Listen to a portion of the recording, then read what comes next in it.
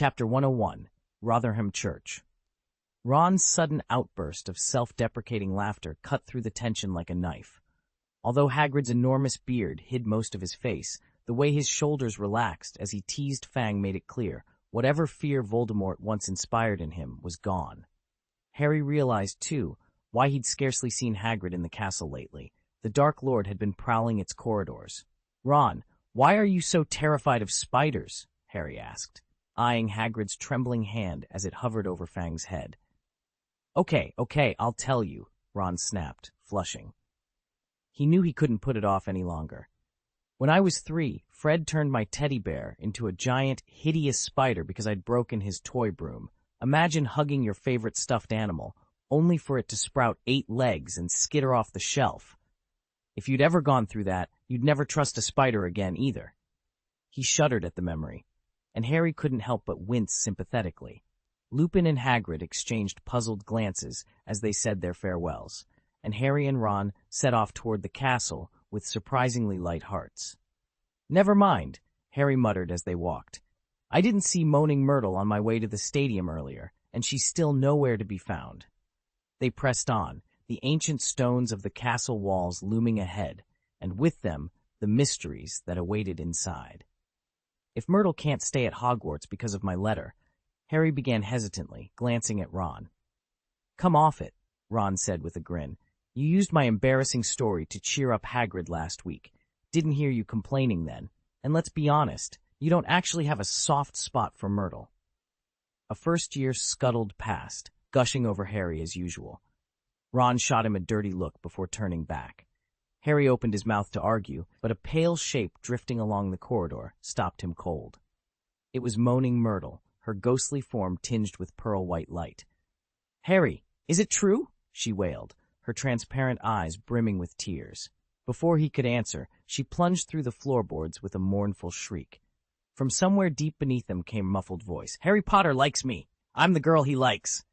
Ron raised an eyebrow. "Well, is she pleased, or is she about to faint?" Harry ran a hand through his hair and sighed. "Don't ask me." He'd grown used to this by now. Between last term's scandals, Rita Skeeter's stories about him, Ron, Neville, even Draco, his reputation had been through the ringer. If the next rumor involved a love-struck ghost, he might as well shrug and move on. The little town of Rotherham sits where the Don and Rother rivers meet, roughly 10 kilometers northeast of Sheffield and halfway to Doncaster. In the central square stands Rotherham Church, whose oldest sections date back to the 15th century. Its Saxon and Norman stonework earned high praise. Simon Jenkins once ranked it among South Yorkshire's finest buildings. Yet the townspeople rarely boast of these archives and accolades. In fact, many admit they'd rather avoid the church altogether. "It's strange," the landlord of the Iron Stag pub told me. "Every time I plan to go there, I get this sudden urge to do something else." "And have you noticed the priest?" one of his regulars cut in. It was clear from the murmur around the bar that Father Hanks, though no one seems to know his first name, has become the local enigma. A kindly-faced old man, he never seems to spark outright fear, but folks keep their distance all the same. Lately, they've grown more unsettled. Father Hanks has begun leaving the church well before dawn and not returning until the dead of night. In those same weeks, several pets have vanished without a trace: a spaniel, a tabby cat, 2 parakeets. The coincidences have people whispering that old Hanks might know more than he's letting on. And though no one dares accuse him outright, everyone in Rotherham now watches the church's ancient tower with a little more unease than pride. Over the past few weeks, the common snakes that once slipped through the fields around Rotherham have all but vanished. Nobody in town suspects anything, least of all that the mild-mannered old Hanks, their beloved parish priest, is a full-blooded wizard. For generations, Hanks's family has quietly served a powerful, nameless wizarding dynasty. By day, they've presided over Rotherham Church, tending flocks of parishioners who believe they know nothing more exotic than a vicar's sermon. But old Hanks, tired of the Muggle masquerade, began weaving simple Confundus charms around the church.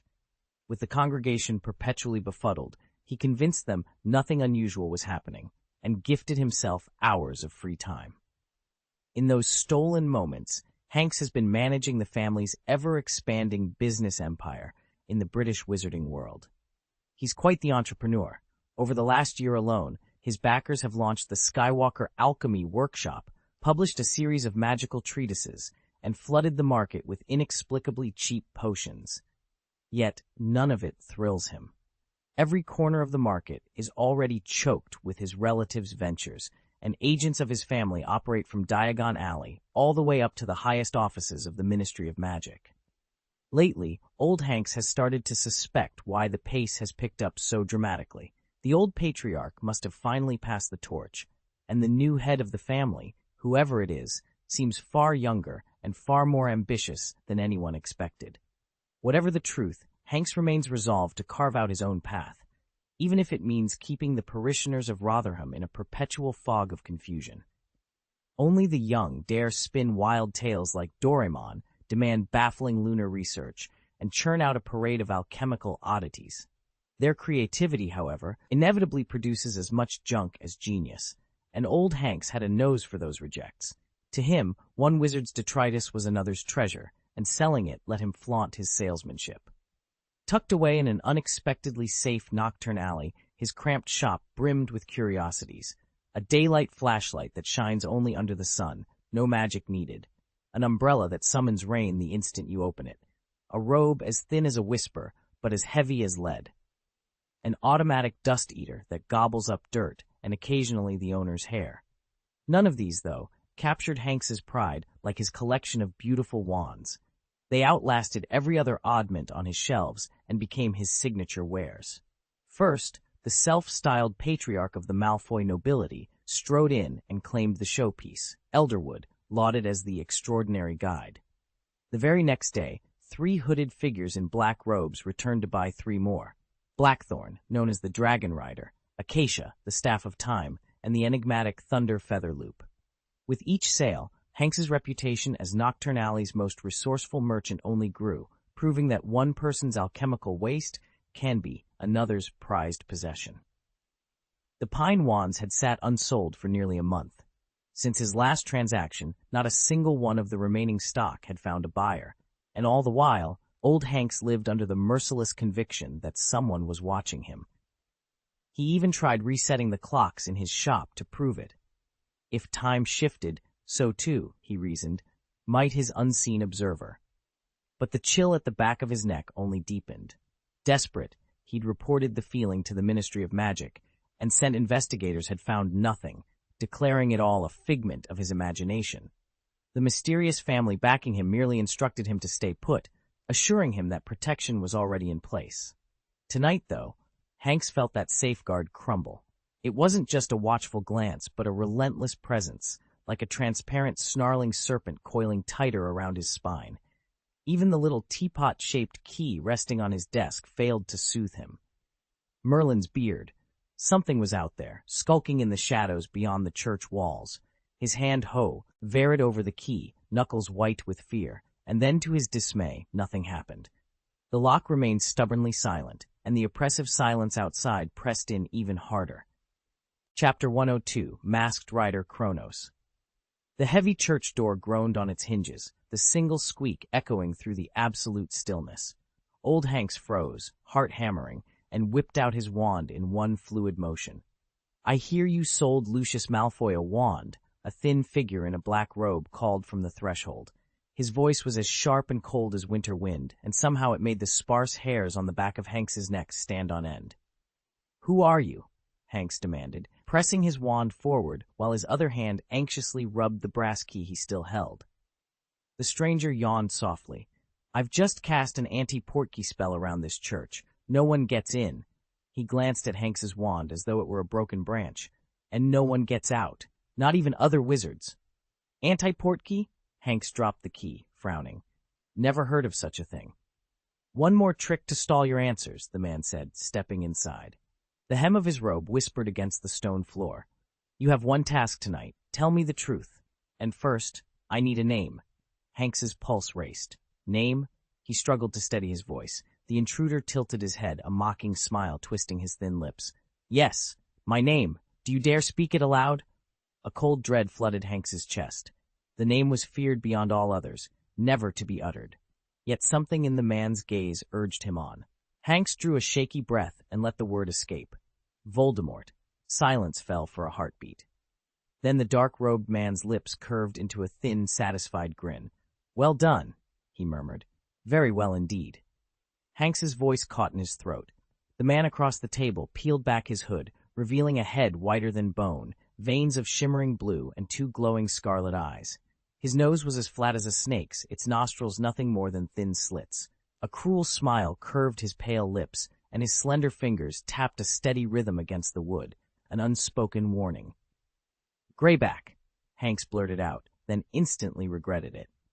In this room, every revelation painted a target on his back. Fenrir Greyback, the most ruthless werewolf alive, dedicated to spreading lycanthropy like a plague. He preyed on children, biting them while they slept, tearing them from their families, and poisoning their hearts with hatred for wizards. His tangled gray hair and beard were matted with blood, his yellow fangs rimmed with ulcers, and his very presence carried the scent of sweat, earth, and fresh gore. That same odor lay heavy in the air now. Hanks's pulse thundered in his ears.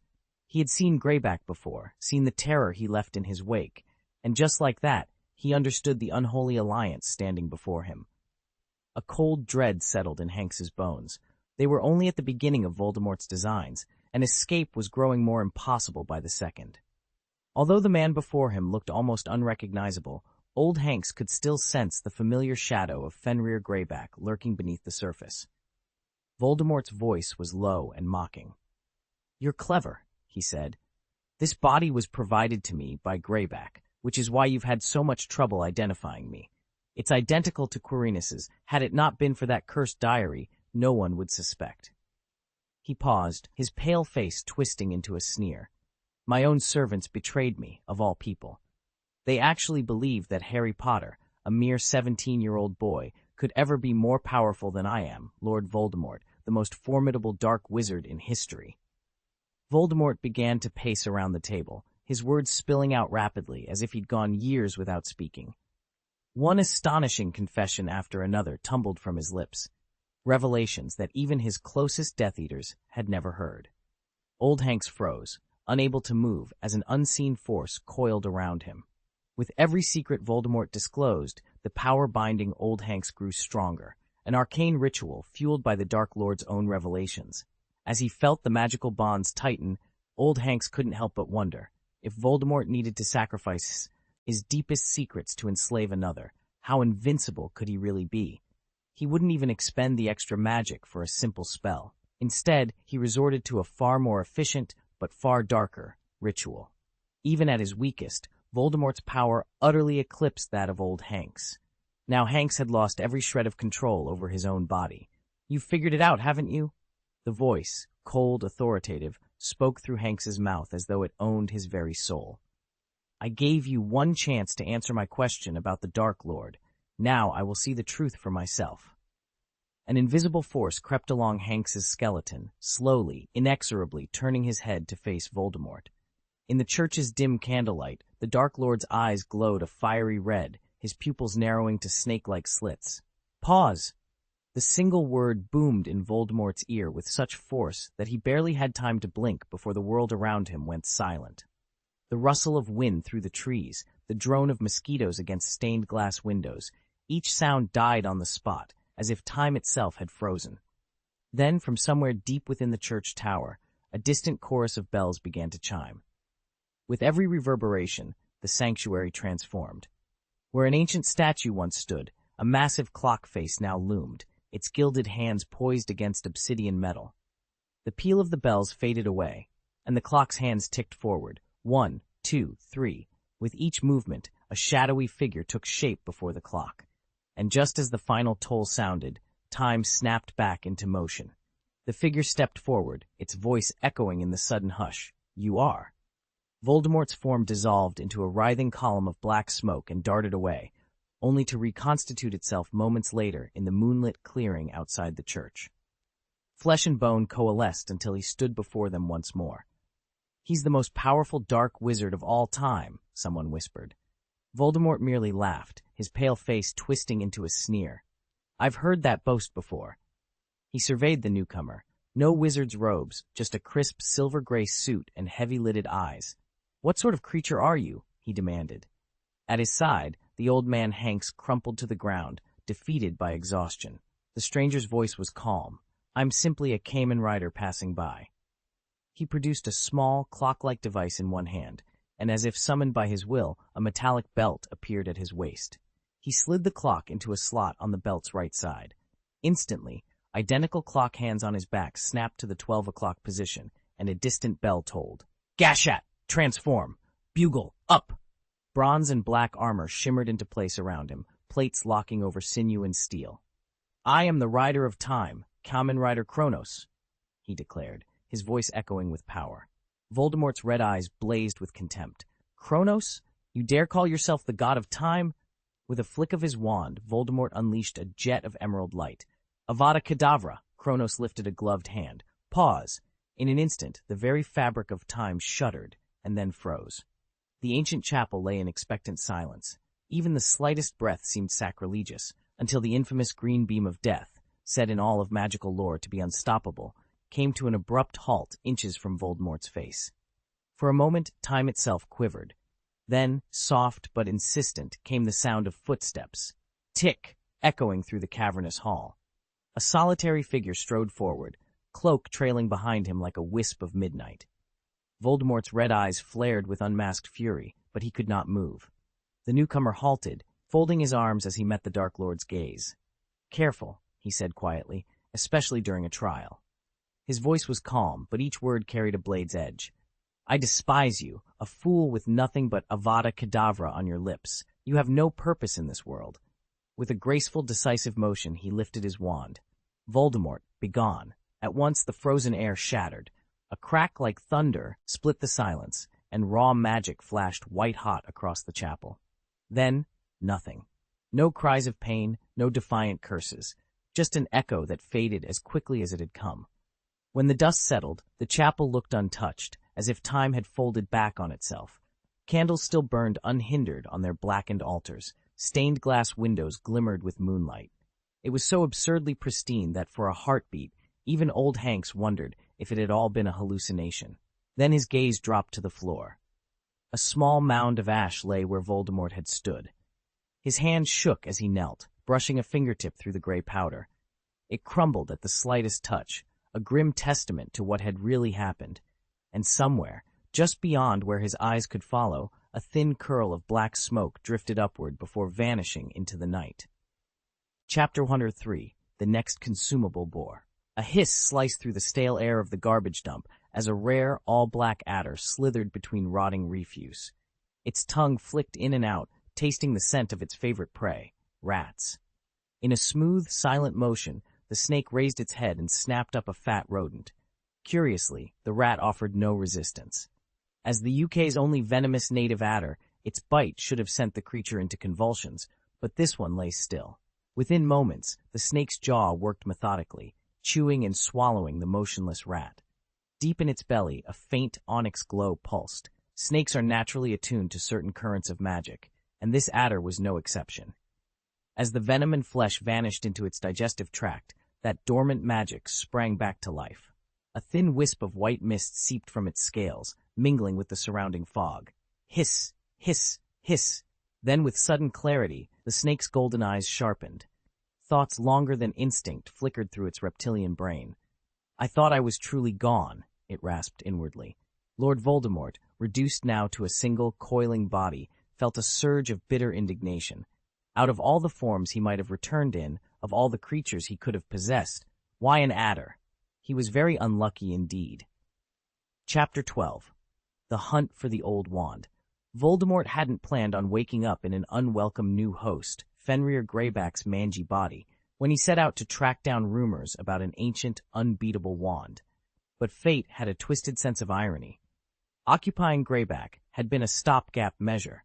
The werewolf's form was sturdy enough to conceal Voldemort's return to the mortal world, and in the cluttered wreckage of Greyback's makeshift quarters, located in the ruins of a dark wizard's cottage, he discovered a single yellowed newspaper page, ripped clean from its publication. Tucked amid old coins and broken potion vials was a photograph. Lucius Malfoy, hair gleaming platinum, smiling smugly as he brandished a wand of lustrous wood and twisted silver filigree. If the rumors were true, this was the old wand, the legendary weapon whispered to be invincible in the hands of the worthy. Voldemort's black heart surged with possibility. With Harry Potter growing ever stronger, Dumbledore still standing between him and total victory, and a rogue fragment of his own soul working treachery from within, an artifact of unrivaled power might tip every balance in his favor. He pored over every scrap of magic he knew, weaving a temporary vessel to spy on the elderly wand dealer supposedly responsible for selling Malfoy the relic. His cunning and arcane skill led him to the edge of the Forbidden Forest, to a crumbling stone cottage swathed in brambles. Yet no sooner had he prepared to claim his prize than disaster struck. A spell meant to shroud his presence rebounded catastrophically. In an instant, Voldemort felt himself reduced to his weakest, most vulnerable state since his first narrow brush with death back in Godric's Hollow. He could barely sustain a corporeal form, and every incantation felt like lifting an impossible weight. Worst of all, he found himself incapable of slipping into a suitable host. Normally, he would choose a snake, Nagini's kind, whose serpent vessels he had mastered long ago. Their cold-blooded resilience and uncanny capacity for magical renewal made them ideal. But now, his power was too feeble, even for the simplest transference. Alone, trapped in Greyback's decrepit flesh, Voldemort shook with rage and frustration. He had come so close to reclaiming the old wand, close enough to taste the power that could destroy his enemies once and for all. Yet now he could do nothing but lie twisted in that wretched body, praying for a means to restore his strength, to find any narrow opening through which his soul might slip, and to continue the hunt. Failure was unthinkable. For if the Dark Lord could not seize the old wand, he would face a world where Dumbledore still reigned, Harry Potter still breathed, and a betrayed fragment of his own essence lurked in the shadows. No dark wizard had ever been so desperate, and none more dangerous. He would have his wand. Something told him that, in the end, he always did. He had no real choice in that moment. Driven to desperation, he allowed himself to be swallowed by the snake, his own Horcrux, to possess a new host. Yet that horror was nothing compared to the fear now gnawing at him, the fear of losing his last greatest asset, his confidence. Reason told him that he was immortal, that time was on his side. After all, his younger self had survived Hogwarts with Dumbledore's guidance. But the wizard who styled himself Kamen Rider, dressing like a muggle and calling himself Kronos, had shattered that certainty. Kronos could literally stop time, just as his name implied. At first, Voldemort dismissed the display as some clever combination of petrification and sound-dampening charms. But when he unleashed the Killing Curse, the most feared spell in all of magic, and watched it simply halt in midair, he knew the truth. Kronos had really stopped time. The Killing Curse had never been countered. No wizard had ever dared oppose it. Yet here was a man who could hold it at bay, as if time itself obeyed his whim. In that moment, Voldemort understood something terrifying. Wizards had never truly controlled time. And if time slipped beyond his grasp, what hope did he have of reclaiming his power? Voldemort knew the time converter existed only because of an extraordinary sand imported from ancient Egypt. No wizard dared handle it directly. Though it could manipulate time itself, it remained astonishingly fragile. One roaring flame, and it would turn to ash. He understood its nature intimately, having studied it in his youth. That was how he recognized the device's creator, a figure known only as the Kamen Rider, who called himself Kronos, god of time. What troubled Voldemort further was that this contraption appeared to rely on Muggle engineering rather than advanced magic. Was he, the Dark Lord who had defied death itself, now the relic of a bygone age? A sudden chill ran through him as he realized how obsolete he'd become. An old man deserted by time. In an era when magical research gallops forward unceasingly, even the immortality that sustained him could be unraveled by some future breakthrough. Yet that same future lighted upon Lucius Malfoy's wand. There was no other explanation for the raw, unparalleled power it unleashed. That wand had to be the legendary Elder Wand, the ultimate magical instrument. Hissing with restrained fury, Voldemort vowed, "I must seize my place again, immediately." Fearing the threats that tomorrow might bring, he turned his attention to Antonin Dolohov, the cruelest and most formidable of his former lieutenants. Locked away in Azkaban, Dolohov was his trump card, a living weapon capable of restoring the Dark Lord to the zenith of his might. And so Voldemort set his dark designs in motion. Under the Dementor's oppressive influence, Voldemort met with no resistance. Having seized the body of a powerful wizard imprisoned in Azkaban, he now commanded an army of soul-suckers as his personal guard. From that remote fortress, he would dispatch his most loyal servant, Bellatrix Lestrange, to gather the rare ingredients for his resurrection. Once he returned to full strength, he planned to strike Malfoy Manor and claim the Elder Wand for himself. Next on his agenda, assault the Ministry of Magic, hold every witch and wizard inside hostage, and use them as pawns while he rebuilt his power brick by brick. He could almost taste his triumph. He hissed with anticipation. Yes, all will be mine once more. 200 miles away, Harry Potter bolted upright in bed, gasping for breath as though he'd just sprinted 100 yards. His forehead bore a cold sweat, and both hands flew to his face, pressing against the searing pain of his lightning-shaped scar. It throbbed as if a white-hot wire had been driven through his skin, proof that, somewhere in the dark, Lord Voldemort was stirring again. He sat up abruptly, one hand clamped over his scar, the other groping in the darkness until he located his glasses on the bedside table. Sliding them on, the dormitory slowly came into focus. Outside the window, a bright moonbeam poured in, bathing the room in a soft, silvery glow. Harry's fingers brushed over the scar again. It throbbed sharply, just as it had the first time he confronted Voldemort in the Forbidden Forest. After enduring that initial agony, he'd believed he'd never feel it again. Yet here it was, pulsing as if that long-ago moment had been replayed. "Harry! Harry!" He jumped at the familiar call. Swinging his legs off the bed, he stared at Ron, who lay in the bunk beside him, tangled in his quilt and murmuring Harry's name in his sleep. His heart skipped a beat. What would Rita Skeeter do with this? Harry thought wryly. He should be used to it by now. After all, he and Ron had been inseparable since their first year. But every time their closeness was on display, he understood anew why some people whispered that their friendship was unusual. Chapter 104, Chaos Memory. Ron's abrupt muttering sent a cold shiver down Harry's spine. He slowed his steps and slipped into the empty common room, determined to piece together the fragments of his dream. Sitting beneath the painted dome ceiling, Harry stared up at the golden stars, letting his mind drift back into the vision. Everything had felt unnervingly real. He closed his eyes, frowning as he sifted through the images. First came a dimly lit church, its stained-glass windows casting prismatic shards of color across dusty pews. Beneath a marble angel stood an old man with a long white beard. Harry couldn't recall his name, only that he somehow connected to Lucius Malfoy. Then a voice cut through the hush. Cold, sharp, unmistakably Voldemort's. At the sound of his name, Harry felt ice creep into his chest. In the dream, Voldemort had stormed the church, demanding answers about a mysterious wand.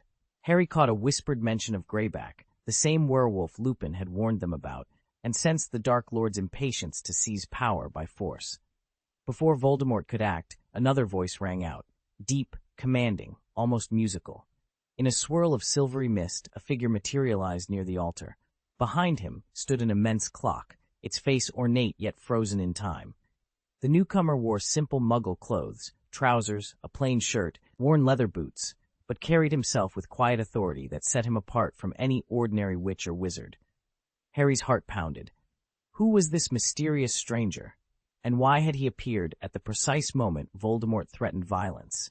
As quickly as it had begun, the vision dissolved, leaving Harry alone under the vaulted ceiling.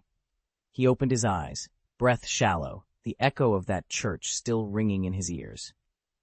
Whatever lay behind this dream, Harry knew he needed answers, and fast. Harry squeezed his eyes shut, straining to recall the stranger's face, but it slipped away. It had to be a dream. Nothing about it made sense. First, the man spoke an impossible incantation, a dense block of words that seemed to last for seconds, and in an instant, Harry found himself clad in gleaming, sacred armor. Then, as suddenly as he transformed, a fierce, searing pain ripped through him, and he was a mouse again. No sooner had he registered that form than a snake lunged, swallowing him alive. The darkness, the wet constriction, the sickening slide down its throat. Harry would carry that memory forever. In the next moment, the scene shifted. His body melted into something soft yet powerful, and he slithered across cold, jagged stones in an abandoned junkyard. The light was dim, but stray beams caught on strange, vivid colors painted across the metal and concrete walls. He was a serpent, yet his human thoughts remained intact. Names and images flooded his mind. Azkaban, Antonin Dolohov, Draco Malfoy's father's wand. The whirlwind of sensation threatened to overwhelm him, until, with a single gasp, Harry awoke. Harry sank onto one of the battered sofas in the lounge, pressing his elbows into his knees and burying his face in his hands. His thoughts raced in a maddening swirl. Was it his scar suddenly throbbing again? Had Voldemort really regained a body, only to perish a second time? Why had Greyback's name surfaced during the Dark Lord's meeting with that enigmatic old wizard? What kind of wand could command such twisted attention, even from Voldemort himself? Had the mysterious wizard appeared because of that wand? And if it now rested in Lucius Malfoy's hand, did that make Lucius the true danger? Why did Azkaban flash through his mind? Would Antonin Dolohov become the next to serve as Voldemort's unwilling vessel, just as Professor Quirrell had? The questions multiplied so fast, Harry felt as if his very brain might split in two. He squeezed his eyes shut and tried to see images he'd seen: the dim, candlelit church, the rotting wood of the pews, the fetid garbage heap abandoned just outside. But the harder he reached for those memories, the more they slipped away, like water through clenched fingers. "Harry? Are you all right?" A gentle voice cut through the haze. Startled, Harry lifted his head and blinked into the anxious, familiar face of Helena. His heart thumped as he realized he wasn't alone. She hovered in midair, her form outlined against the star-speckled dome of the round chamber. So achingly beautiful, Harry thought, just like Chang'e in Ryan's bedtime tale. But of course it was nothing more than a nightmare. He wouldn't dare tell Helena the truth. She'd think he'd lost his mind. Harry didn't much care if people whispered that about him, but if Helena ever believed he was unstable, the consequences could be dire. At noon in the Great Hall, Harry caught up with Draco as he rose from the Slytherin table and steered him toward the Ravenclaw line. "Tell me more about Antonin Dolohov," he insisted in a low voice. Draco's pale eyebrows nodded. "Dolohov. He's my family's mortal enemy. He murdered my mother's 2 brothers and every member of their families. He's been in Azkaban ever since." Harry started. "Why are you bringing this up now?" From the Ravenclaw table, Ron Weasley frowned as he listened. He'd never given much thought to Dolohov. His own uncles had died before he was born, and his mother had always pretended they'd simply gone away. Still, he remembered the nights she spent weeping into her hands, staring at a small gold pocket watch as if it might somehow bring them back. Draco's voice cut through Ron's recollections. "You heard me. I want to know everything. How he escaped, who's helping him now, what he's after. Because if Dolohov's really free, then none of us are safe." Harry met Draco's steely gaze and felt his own resolve harden. Whatever nightmares lay ahead, he wouldn't face them alone, and he certainly wouldn't let Helena become the next victim. Ron could still picture the watch in his mind. Its case was oddly uneven on the back, and the face had no hands, just a scattering of tiny stars drifting across the dial. He shook his head. "What was that all about? I mean, Harry, you said you had a dream, but you sounded like you had some inexplicable connection to Voldemort." Harry leaned forward, eyes unfocused as he recalled the fragments. "I kept seeing him, Ron. Voldemort, fully restored somewhere we've never been. He wasn't hiding behind Quirrell this time. He was himself." "Wait," Ron interrupted. "If he can materialize on his own, why did he bother stealing the Philosopher's Stone last year? He could have returned to power without it." Harry hesitated. He'd blurted out a name, Antonin Dolohov, during the dream, and Ron knew Harry had never heard of that Death Eater before. The very mention convinced him that the dream was more than imagination. He met Ron's eyes. "I don't know. Maybe he wasn't strong enough to manifest fully back then."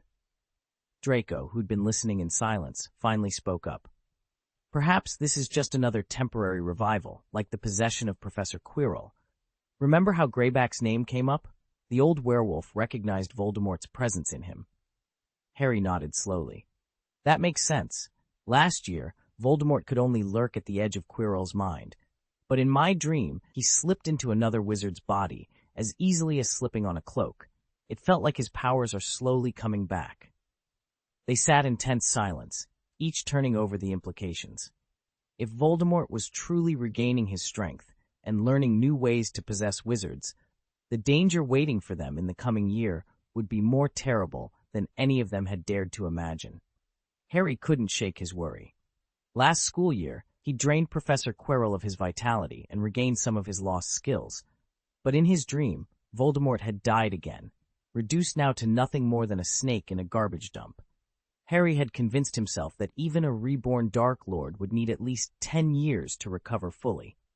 Ron, noticing Harry's tense expression, frowned before letting out a scoffing laugh. 10 years. He'll be quiet for a long time, sure. Draco, who'd be in walking beside them, shook his head. No, that's not true. He paused, eyes narrowing. Think of Antonin Dolohov. He's ancient and still rotting in Azkaban. If Voldemort really lay low for a decade, Dolohov would be dead before he ever resurfaced. Harry and Ron exchanged a startled look. Ron's whispered concession sent a chill down Harry's spine. Haunted by the possibility that Voldemort's recovery might hinge on fated lifespans, Harry slowed their pace and steered them toward the empty common room. He needed space and silence to sort through the fragments of his dream. Moments later, Harry sat beneath the star-painted dome, staring up at constellations that seemed to swirl with secrets. He closed his eyes and let the images come back to him. One face he knew intimately, two he did not. He dug deeper into the misty memory, and the shape of a church emerged, its vaulted ceiling dimly lit, the shadows heavy on cold stone. At the far end, beneath a looming statue, sat an old man with a long white beard. Harry didn't know his name, but the man's presence felt charged with significance. Harry's heart pounded as he opened his eyes. The dream had been too vivid, too real to ignore. Whoever that old man was, Harry knew he held a piece of Voldemort's unfolding plan, and Harry intended to find out what it meant. Harry woke with a start, his heart hammering in his chest. The dream still clung to him like a dark stain, images flickering behind his eyelids, a tall, pale figure with the unmistakable draw of Lucius Malfoy's voice, and that other voice, cold, sharp, utterly void of mercy. Voldemort. The faint echo of his rasp sent a shiver of ice through Harry's stomach. In the dream, Voldemort had stormed into a dimly lit church, demanding to know about a particular wand. Harry remembered the echo of Greyback's name. Remus Lupin had warned him, and the Dark Lord's impatience to strike straight for the truth. Then, as if summoned by fate, a new figure had appeared in a swirl of silver light and the chorus of a colossal clock's chimes. He was dressed in plain Muggle clothes, incongruous against the Gothic arches. Harry squeezed his eyes shut, straining to recall his face, but it slipped away like mist. It felt unreal, too strange to be anything but a dream. The stranger had raised his wand and uttered a long, flowing incantation, words that lingered in the air. Harry could only listen in awe as the wizard's robes morphed into gleaming, sacred armor. Time itself seemed to bend. The air pulsed, the clock's hands spun backward, and a sudden, searing pain ripped through Harry's shoulder. Before he could cry out, he was shrunk to the size of a mouse, and moments later, he found himself swallowed whole by a slithering snake. The darkness was suffocating, its slimy walls closing in. Harry's breath caught, the memory of that sticky, oppressive fear burning itself into his mind. No matter how he tried to shake it, he knew he would never forget the terror of that dream. The dream shifted again. One moment he was a man. The next, his body grew soft and sinuous, sliding over cold, dark stones amid piles of rotting refuse. He pressed himself flat against the ground, belly gliding over the damp surface, the only light coming from strange, glowing objects scattered in the shadows, brilliant reds, blues, and greens that pulsed in the gloom. He was a snake, yet in this form, he could still think. Names and images swirled through his mind. Azkaban, Antonin Dolohov, the wand of Draco Malfoy's father. Chaotic fragments, like shards of a broken mirror, tumbled over one another without fitting together. Then, as abruptly as it had begun, the vision shattered and he woke. He lay in the dim glow of his four-poster bed, heart pounding. His scar throbbed fiercely, an unmistakable sign that something powerful had just happened between him and Voldemort. But what did it mean? Why did Voldemort have a body again? Why had he mentioned Fenrir Greyback's name alongside that of the old man? Dumbledore, perhaps? And whose wand had he wielded? Could it really be Lucius Malfoy's? Was Voldemort truly alive once more, or was this some twisted illusion? He forced himself to sit up, pushing tangled sheets aside. Every unanswered question pressed on his mind. Azkaban. Why had that dark fortress come to him in a dream? Antonin Dolohov. Had Voldemort recruited another Death Eater? And if Lucius Malfoy's wand was involved, was Draco's father more dangerous than they'd imagined? The pieces refused to fit, and his head ached with confusion. He took a deep breath, steeling himself. First things first, he had to learn more about Dolohov's movements, and he would have to warn his friends at Hogwarts, especially Malfoy. If Lucius truly possessed a wand of such dark power, they needed to be ready. For now, all he could do was follow the trail of these haunting visions and hope that the next piece of the puzzle would fall into place. Harry pressed his face into his hands, shutting out the cozy clutter of the Gryffindor common room. He fought to hold on to the images from his vision, a crumbling, torchlit church and an abandoned garbage dump, but it was like catching water. The tighter he gripped, the more they slipped away. All he could recall was that Voldemort had somehow regained a body, then died again, and that whatever dark force had brought him back was now targeting Draco Malfoy's father. "Harry, are you all right?" Helena's voice cut through his thoughts. He looked up to find her suspended in midair, her wand casting soft light that matched the stars painted on the domed ceiling. She hovered so serenely that Harry was reminded of Chang'e, the moon goddess from Professor Ryan's bedtime tales. He forced a reassuring smile. "I'm fine, just a nightmare." Helena's brow creased with concern. "Do you want to talk about it?" "It's nothing," Harry lied, pushing himself to his feet. He couldn't tell her the truth, that he might be the only one who had seen Voldemort's return. He'd grown too accustomed to the whispers questioning his sanity. This was one secret he intended to keep. At noon, the great hall buzzed with the clatter of plates and the hum of conversation. House banners fluttered overhead, and the scent of roast beef mingled with pumpkin juice. Harry scanned the crowd until he saw Draco Malfoy slip in under the Slytherin crest. Striding over, Harry caught Draco's arm and pulled him aside. Draco's pale eyes narrowed. "Potter, now's not exactly. Tell me about Antonin Dolohov," Harry demanded, dropping his voice. "You said he was related to your family." "My great-uncle," Draco corrected, a frown creasing his forehead. "Why do you care?" Harry glanced around to make sure no one was eavesdropping. "He's my family's enemy. He murdered my mother's 2 brothers and their families." Draco went still. The usual smirk was gone, replaced by something like alarm. "You know about that?" "I do now," Harry said quietly, "and I think his presence here might tie into what I saw." The noise of the hall seemed to recede as Draco studied him. Finally, he gave a curt nod. "Follow me to the Slytherin table," he said. "But keep your voice down, Potter. I don't need every student thinking Draco Malfoy is best friends with the boy who lived." Harry arched an eyebrow, but fell in step behind him. Whatever Draco knew about Dolohov could be the key to unraveling this new threat, if they could discover it before Voldemort's shadow fell on the Malfoys once more. "Antonin Dolohov is locked up in Azkaban now." "Harry," Draco said sharply, "why are you even bringing this up all of a sudden?" He held up a hand to forestall any argument, but Harry pressed on. Ron scowled as if the name itself left a bad taste in his mouth. Truth was, he hardly remembered Dolohov. His 2 uncles had been killed before he was born, and his mum never spoke of them, pretending they were still alive. Yet Ron could still picture her, alone in the dead of night, clutching a small gold pocket watch. The backplate was warped, and the face had no hands, only a scattering of tiny stars chasing each other around the dial. "I know it, Sue. NDS odd," Harry said. "But I had this dream, and, well, I've always felt some inexplicable bond with Voldemort. In the dream, everything was so vivid." "If I understand you correctly," Ron cut in, leaning forward, "you're saying Voldemort has regained his body somewhere we don't know about? Then why did he try to steal the Philosopher's Stone at Hogwarts last year?" Harry hesitated, glancing at Draco, then back to Ron. "That's exactly what I'm trying to figure out." Harry sat frozen for a moment, stunned by his own certainty. He hadn't questioned whether it was all just a dream. because he'd never heard the name Antonin Dolohov before, and yet there it was, spoken plainly in his vision. If a name he'd never known could appear in a dream, then it could hardly be dismissed as mere fantasy. Maybe Voldemort was only partially back, just as he had been when he possessed Quirrell. Draco leaned forward, voice lowered. And the mention of Greyback, it has to mean Voldemort was inside you, and the old man recognized him. Harry frowned. Last year, Voldemort could only whisper in Quirrell's mind. In my dream, he actually inhabited a wizard's body. He's regaining his power faster than I thought. Ron snorted. In your dream, he died again, just a pathetic snake in a muck heap.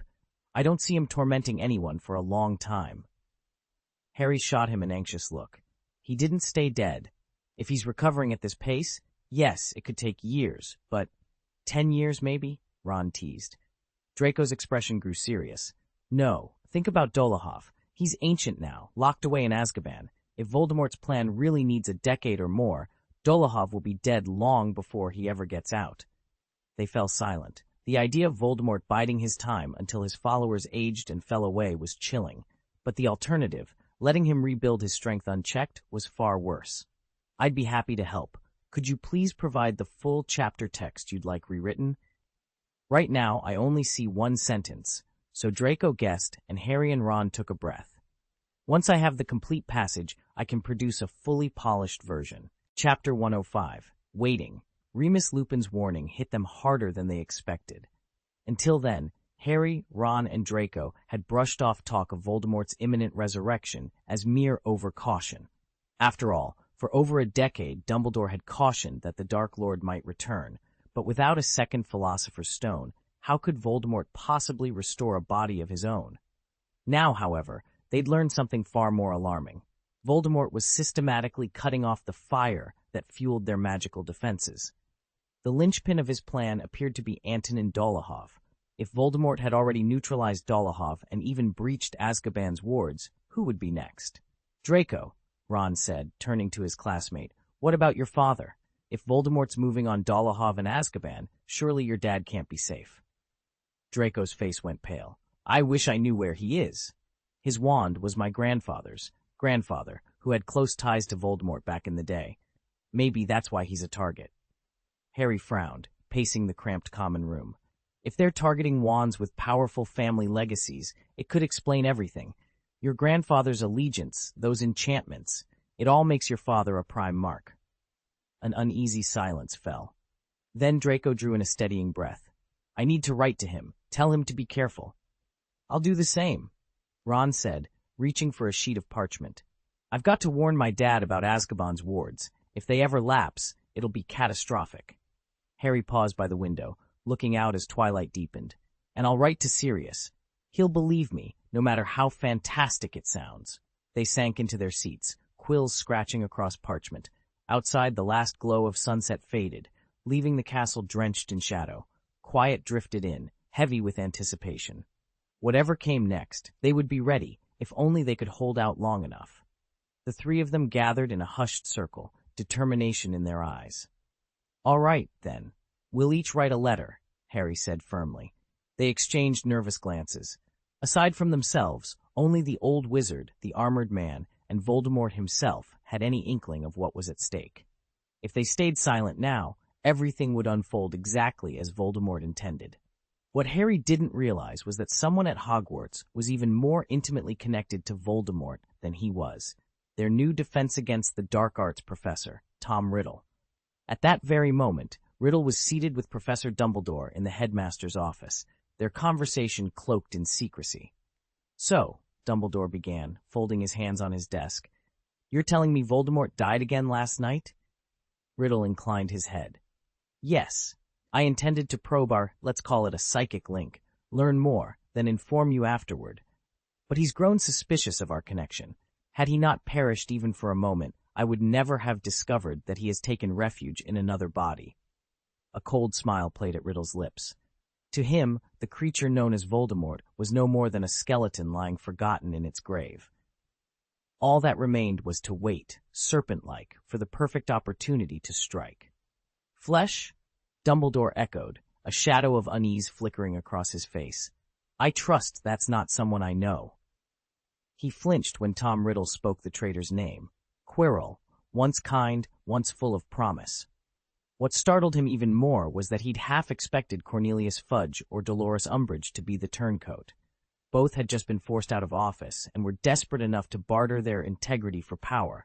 Surely that would have put Lupin's mind at ease.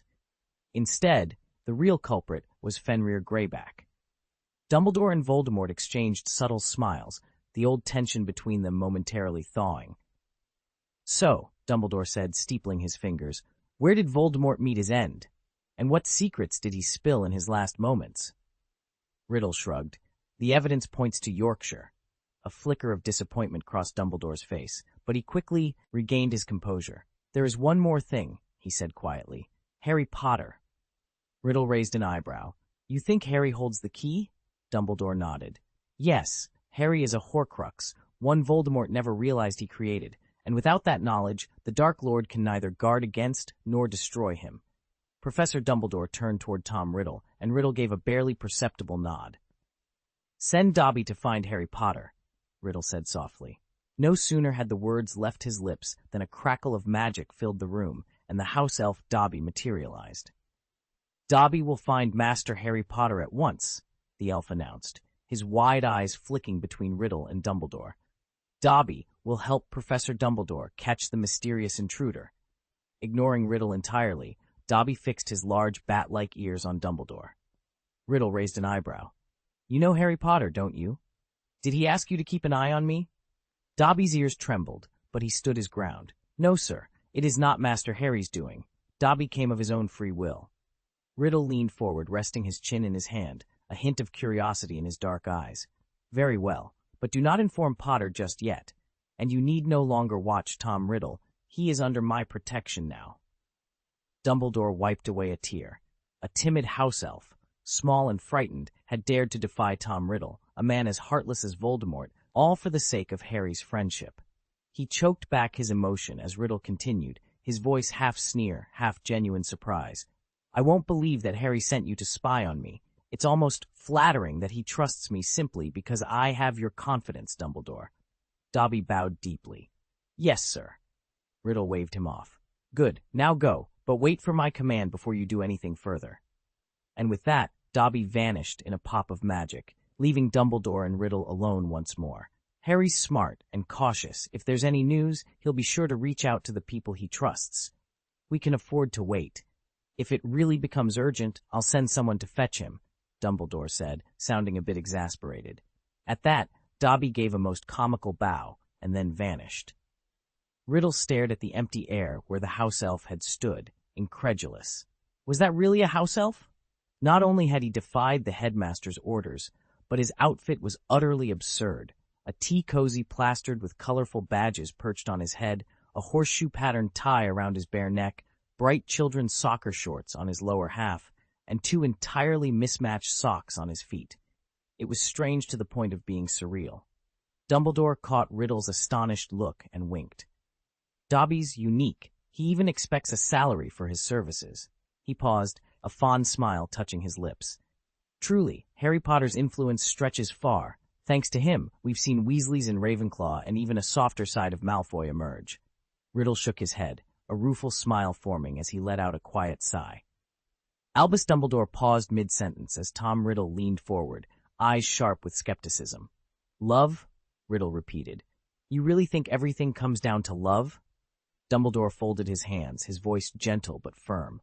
"Harry Potter's remarkable presence does owe something to his talent for white magic, and to the protection his mother's sacrifice wove around him. But what truly sets him apart is his capacity to inspire kindness in others." Riddle's lips curved in a slight sneer. "You're still making it sound as if goodness just bubbles up from nowhere. Temperament comes from hard power and pure ambition, not some sentimental notion." "Perhaps," Dumbledore conceded, a soft smile touching his eyes. "But even the strongest magic pales beside love, the choice to care for others without expectation. That is Harry's real strength." With that, the room filled once more with the age-old debate. The portraits of former headmasters lining the walls, long accustomed to such disputations, had already closed their painted eyes in patient resignation. Chapter 106. Dumbledore's surprise. Albus Dumbledore stared at the beautiful wand he held in his hand, astonishment warring with incredulity. It was preposterous. He could never have imagined that this ornate piece of elderwood, etched with silver runes, lay at the heart of the turmoil they now faced. He tucked it into the folds of his robes and found himself smiling, almost as if he were dreaming. It was all set in motion by that Quibbler article, he realized. After reading Ron's frantic letter, Dumbledore had recalled his fondness for the little magazine.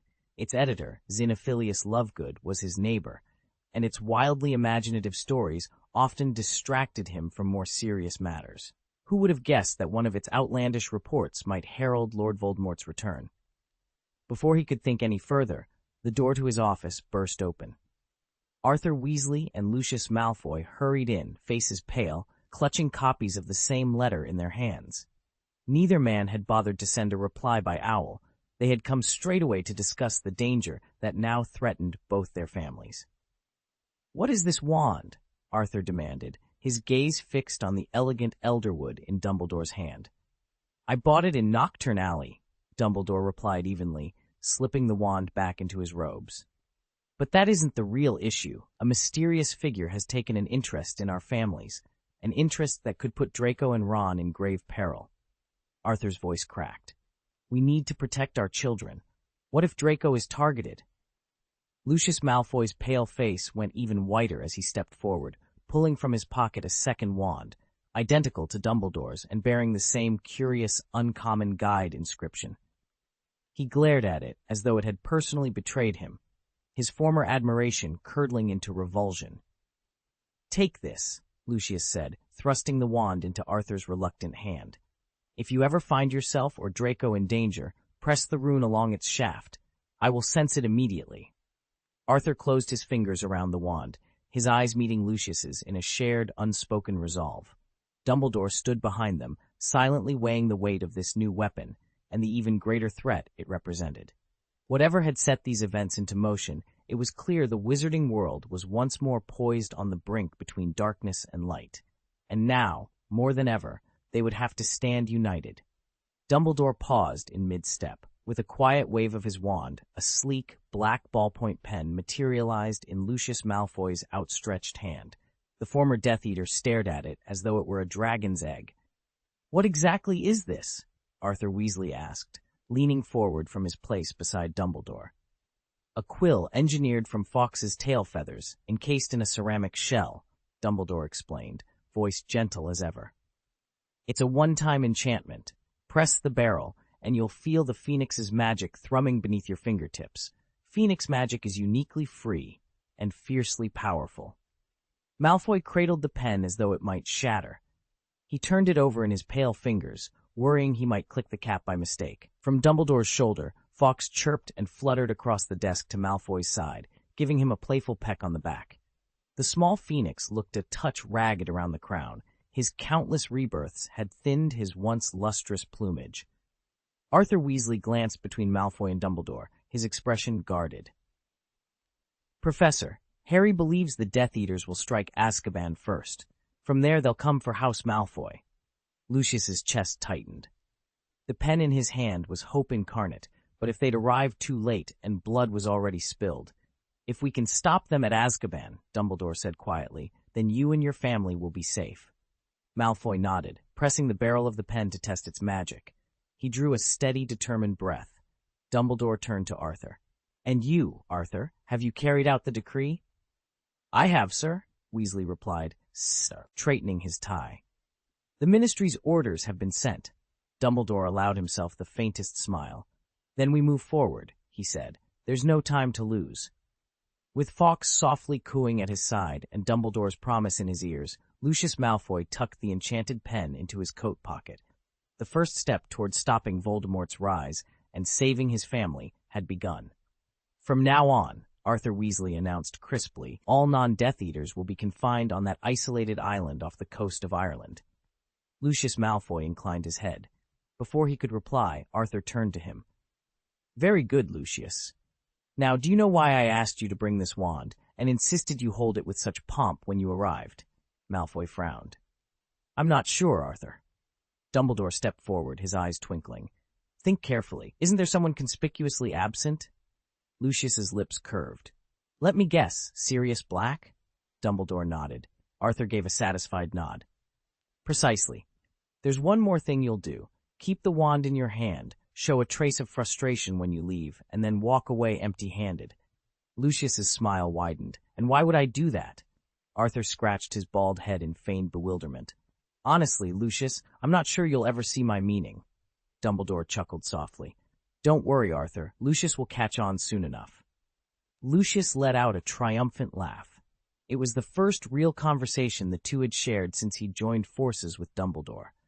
Strange as it was, he'd hardly complained about Arthur Weasley in recent days, just as Arthur had lost whatever knack he once had for grumbling about Lucius. Lucius Malfoy cleared his throat and shot Dumbledore a measured glance. So far, no one outside our circle knows that Sirius Black has procured the Daily Prophet, he said. I take it you intend Voldemort to believe, via planted articles, that the Elder Wand resides with you. That way, our family remains untouched. Sirius's absence this morning? That was your doing, wasn't it? Arthur Weasley stiffened. Sent him off on a wild goose chase, you mean?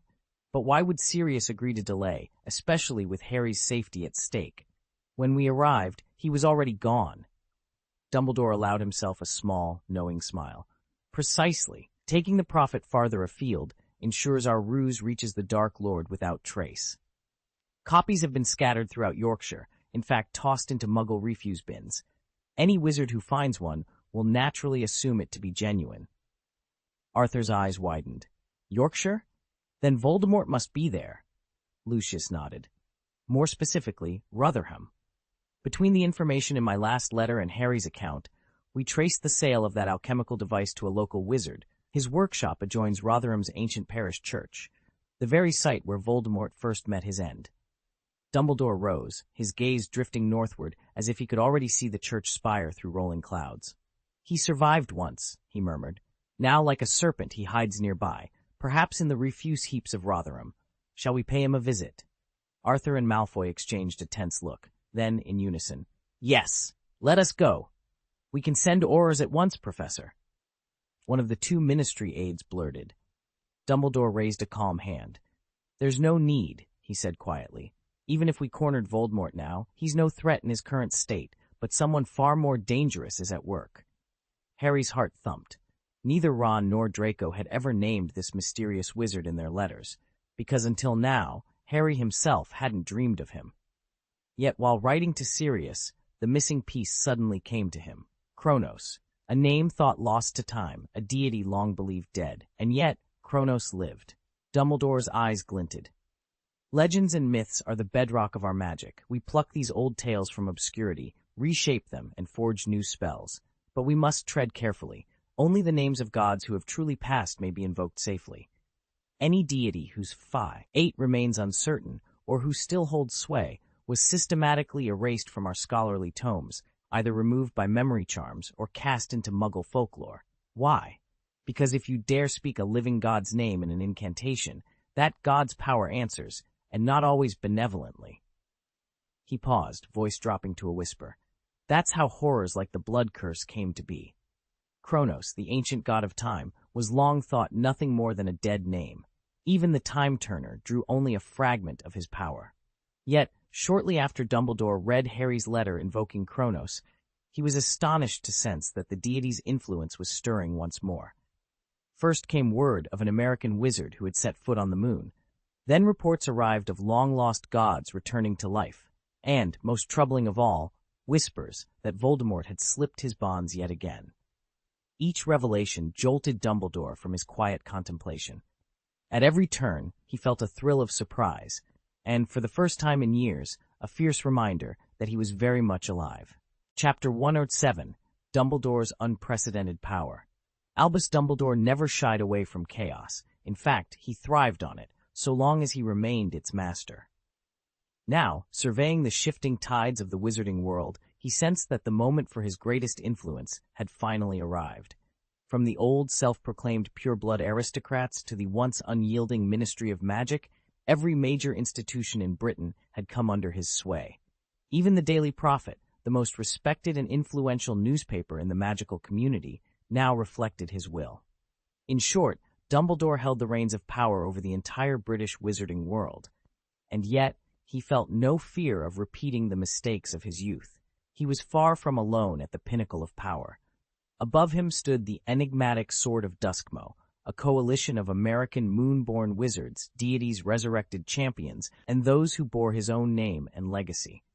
They watched over him as both guardians and equals, ensuring no single mortal could eclipse them all. As for Lord Voldemort, Dumbledore had neutralized the threat of mass slaughter by converting or capturing most of Voldemort's inner circle. Fenrir Greyback and Antonin Dolohov, two villains beyond redemption, had been isolated.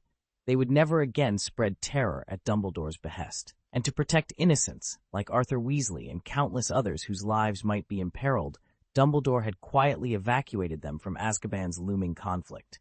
Safe now, beyond the prison's shadow, they awaited news of victory rather than trauma. Standing amid the currents he had shaped, Dumbledore knew the wizarding world would never be the same.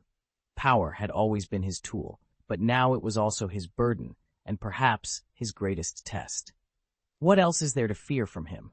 Even 100 years from now, his legacy will live on through the immortal twins, Tom Riddle and Harry Potter, guardians of the land he loved. No matter how the ages wear on them, Hogwarts will remain a paradise forever beyond their reach. Lucius Malfoy's pale eyes flashed. Then what of those Greek deities and the spells we drew from their names? Should we reseal them all? As purebloods with a heritage stretching back to the earliest days of magic, they all knew the Greek gods were no mere myths, but forces far beyond any modern wizard's grasp. Arthur Weasley leaned back, frowning. In the old legends, he who stands first is the uncaused cause, the origin of everything. He created Chronos and Ether, unleashed chaos, and formed the cosmic egg within infinite ether. That egg contains every moment of the universe, past, present, and future, and from it sprang all the other gods. Lucius drew in a breath. If he ever returns, what then? Would we need to seize control of time itself? Arthur shook his head. No living wizard today has invoked his true name or power. All we need to secure again is the Time Turner. Dumbledore nodded thoughtfully. Very well, I will see to its sealing as soon as we return to Hogwarts. Arthur's expression hardened. Then we have our orders. Why hasn't Father replied yet? Draco Malfoy muttered as he slumped onto the grass beside the Black Lake after their last class of the day. Ron Weasley glanced at him sympathetically. Your dad just became head of the Department of Magical Law Enforcement at the Ministry. He's probably buried under paperwork and might not have even opened your owl. Draco huffed. That's no excuse. Even Sirius managed to write back. He bent down, picked up a smooth pebble, and tossed it into the lake. It skipped once before sinking beneath the dark water. Does he think my letter was rubbish or something? Harry Potter leaned forward with a half-smile. Or maybe Sirius is busy with his little brother. Has Regulus finally learned to talk yet? Draco shot them a glare. I'm the one who should be fretting. My father has nothing better to do than ignore me. Ron and Harry exchanged glances, and then both burst into barely restrained grins. Ron dared to ask, Isn't your father also occupied with, your engagement to Pansy Parkinson? Draco's eyes went wide. He covered his face with his hands. Engagement? What are you talking about? Didn't Sirius mention it? Harry prompted. He looked almost as amused as Ron. Draco sprang to his feet so quickly the grass trembled under his boots. His cheeks flushed a vivid shade of pink. No, he didn't. I mean, that's absurd. He sank back down, burying his face in his palms. Honestly, is that why he's been so busy? Because of some engagement I never agreed to? Ron and Harry exchanged a final chuckle as Draco sat there, mortified, listening to the gentle lapping of the lake. Ron and Harry's smiles vanished as suddenly as they had appeared. Draco hesitated, half relieved and half disappointed, certain that his announcement would thrill them. For a moment, he'd even toyed with the idea of proposing to Pansy Parkinson on the spot. When he finally looked up, he found two pairs of expectant eyes fixed on him, daring him to explain his recent coldness. All right, he said, smoothing his robes. You probably remember Terrence Higgins. He graduated from our academy's 7th year last term. He was our seeker on the Slytherin Quidditch team. Ever since he left, we've been hunting for a replacement. That's been my project these past few weeks. A triumphant grin spread across Draco's face. I'm the new Seeker. Harry and Ron exchanged astonished glances. Draco raised a hand. Before you get too excited, when Slytherin faces off against anyone other than Hufflepuff, don't expect me to cheer for you. His tone was light but firm. Ron scoffed. Of course you'd say that. You're too serious for your own good. I half expected something else entirely. Draco let out a relieved chuckle. Just then, Harry pointed off to their right. What's that? Ron and Draco turned in unison to follow his gaze. Perched on a low branch nearby was a magnificent bird, its brilliant plumage glowing in the afternoon sunlight. A regal, red and gold phoenix, watching them with wise, unblinking eyes. The great bird perched on the windowsill, its eyes, beak, and talons a pale yellow. The feathers on its head, neck, and tail gleamed pure white, contrasting with the rich chocolate-brown plumage that covered the rest of its body. Regal and powerful, it looked every bit the emblem of a nation. It's carrying a letter, Ron exclaimed, pointing to the neatly rolled parchment bound to the eagle's leg. A bald eagle. That's the national bird of the United States, Draco said, stepping closer, fascination in his voice. I've heard there's an American branch of the Potter family. Could this be a gift from them? Hold on, how do you know it's American? Ron asked, brow furrowed. You mean the U.S. of Muggleland, not our wizarding community across the pond? Draco let out a soft chuckle. You haven't been paying attention, have you? Ever since I learned about the moon landing, I've been reading up on which countries can reach the moon. The United States is one of them. He raised an eyebrow at Ron. And you're Arthur Weasley's son. I'd have thought you'd picked up a bit more about Muggle achievements. He paused, then added thoughtfully, Still, I can't help but wonder whether your father's new appointment as Director of Magical Law will interfere with his other interests. Ron and Draco exchanged uneasy glances.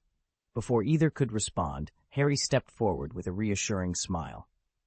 Actually, I think it's a good thing, he said. Now that your father has the authority, he can revise those cumbersome laws directly, no more sneaking around through back channels like before. With that, the three of them turned back to the magnificent eagle, anticipation buzzing in the air as they prepared to retrieve and read its mysterious message. At that moment, a great sea eagle swooped in and settled beside Harry, extending its right leg. Tied neatly to it was a small parchment. Ron craned his neck. Is that mail from the American Wizarding World's version of you, Potter? He asked in wonder. Harry grinned. Nope, it's from Sirius. Looks like he's upgraded his messenger service. He untied the scroll, barely noticing the bird's playful peck at his hair before it launched back into the sky like a living thunderbolt. Breaking the seal, Harry read aloud, Dear Harry, everything you've been hoping for, I, Arthur, and Lucius have already told Dumbledore about it. He'll take care of everything, so don't worry. You can tell Ron and Draco they don't have to wait for any reply. Arthur and Lucius have it all in hand. Love you, Sirius. Ron let out a whoop of relief. So we're free to go? Draco, who had wandered over at the commotion, peered at the letter. Looks like it, he said, a slow smile spreading across his face. Harry folded the parchment, heart light, as the three of them began to imagine exactly what adventures lay ahead, now that Sirius and the others had everything under control. Chapter 108. Harry October arrived with a damp chill that settled over the grounds and crept into every corner of the castle. Before long, students and staff alike were slipping down with colds, and Madame Pomfrey, busier than ever, rushed about in a panic. She produced a special perking potion that cleared congestion almost instantly, but its side effect was equally dramatic. Anyone who drank it looked as if steam were pouring from their ears for hours afterward. Ginny Weasley, strangely enough, didn't mind the treatment at all. Harry hardly ever left the Gryffindor common room these days, and Ginny herself had adopted a startlingly studious Ravenclaw-like routine, venturing out only for class, then returning immediately to her books and the warmth of the fire. So when the cold snap struck, she neglected to layer up properly under her robes. It was after herbology, where she just earned top marks, that Ginny felt the sniffles start. She tried to keep going, but by the time they reached the common room, she was shivering and rubbing her arms for warmth. A guilty Ron darted off to Madame Pomfrey and begged for the largest dose of the perking potion she could spare. Pinned under Ron's pleading look and Harry's quiet but intense gaze, Ginny relented. She downed the potion in one gulp, and immediately tiny wisps of steam curled up from beneath her bright red hair. Within seconds, her head felt like it was on fire, and she could practically see the mist drifting off her ears. Ginny's cheeks turned as scarlet as her hair. She refused to speak to Ron for days afterward, exactly the reaction he'd feared. And each time she crossed paths with Harry, her face would flush all over again. Harry and Ron, however, were quick to return to their usual chatter, hardly noticing the crimson glow still lingering on Ginny's cheeks. For days on end, raindrops the size of bullets pounded the castle windows without mercy. The Black Lake's waters crept higher, turning the flower beds into muddy streams, and Hagrid's pumpkins swelled until they nearly dwarfed his garden shed. Naturally, Quidditch practice was called off, not just for Gryffindor, but for Slytherin and Hufflepuff alike. After all, it takes more than rainy weather to stop a team led by a firebrand like Oliver Wood. With nothing better to do, Harry, Ron, Draco, and a few others gathered in a cozy corner of the Ravenclaw common room to discuss the fallout from Harry's latest dream. Draco shifted uneasily. He still loathed the idea of non-Ravenclaws entering the tower. They'd have to answer the sculpted eagle's riddles at the door, and he couldn't shake the fear of some clever trickster slipping past. Harry cleared his throat. "So, what new clues have you all turned up?" Ron raised a hand eagerly.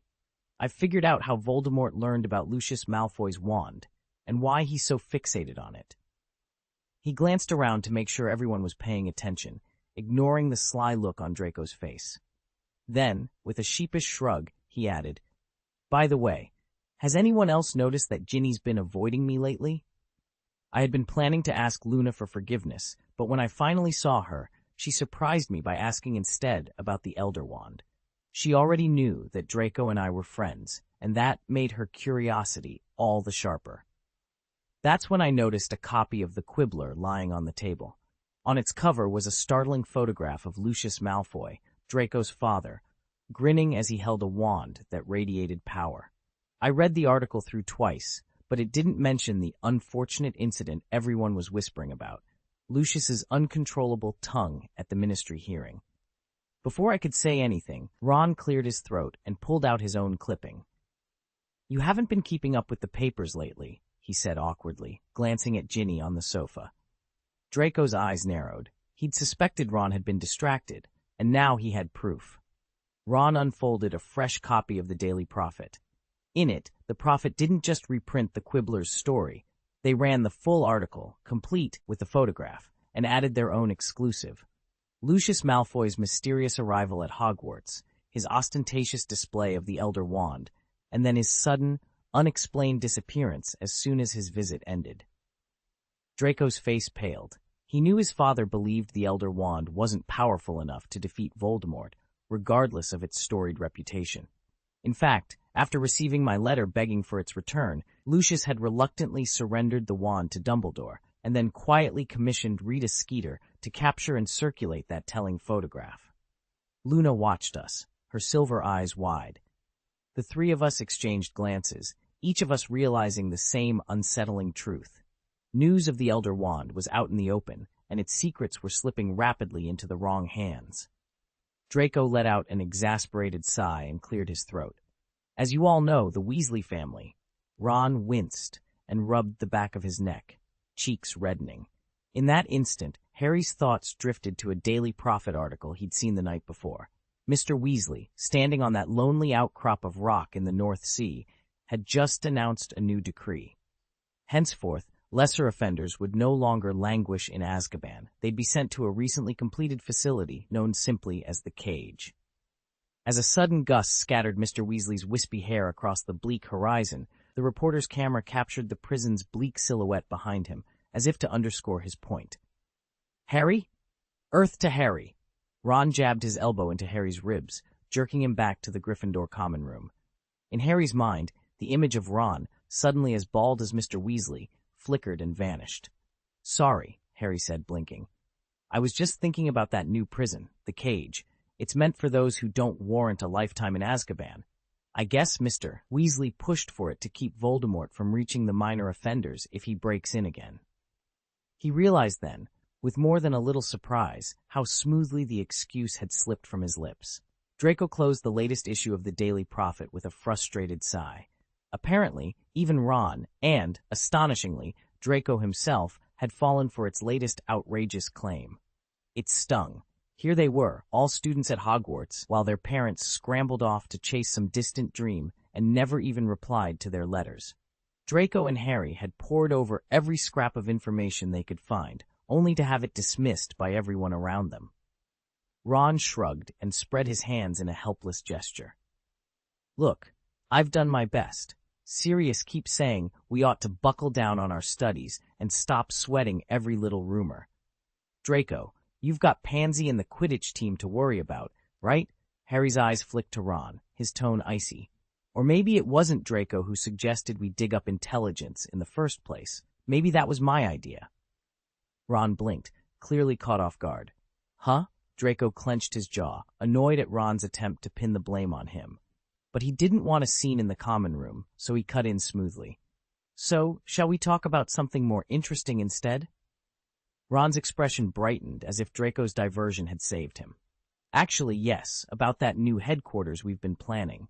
I've decided it simply must bear my father's name. Draco raised an eyebrow. Your dad? You really want to name our hideout after him? Absolutely, Ron said, grinning. He's hardly an expert at this sort of thing, so it seems fitting. Besides, it'll amuse the rest of the Order.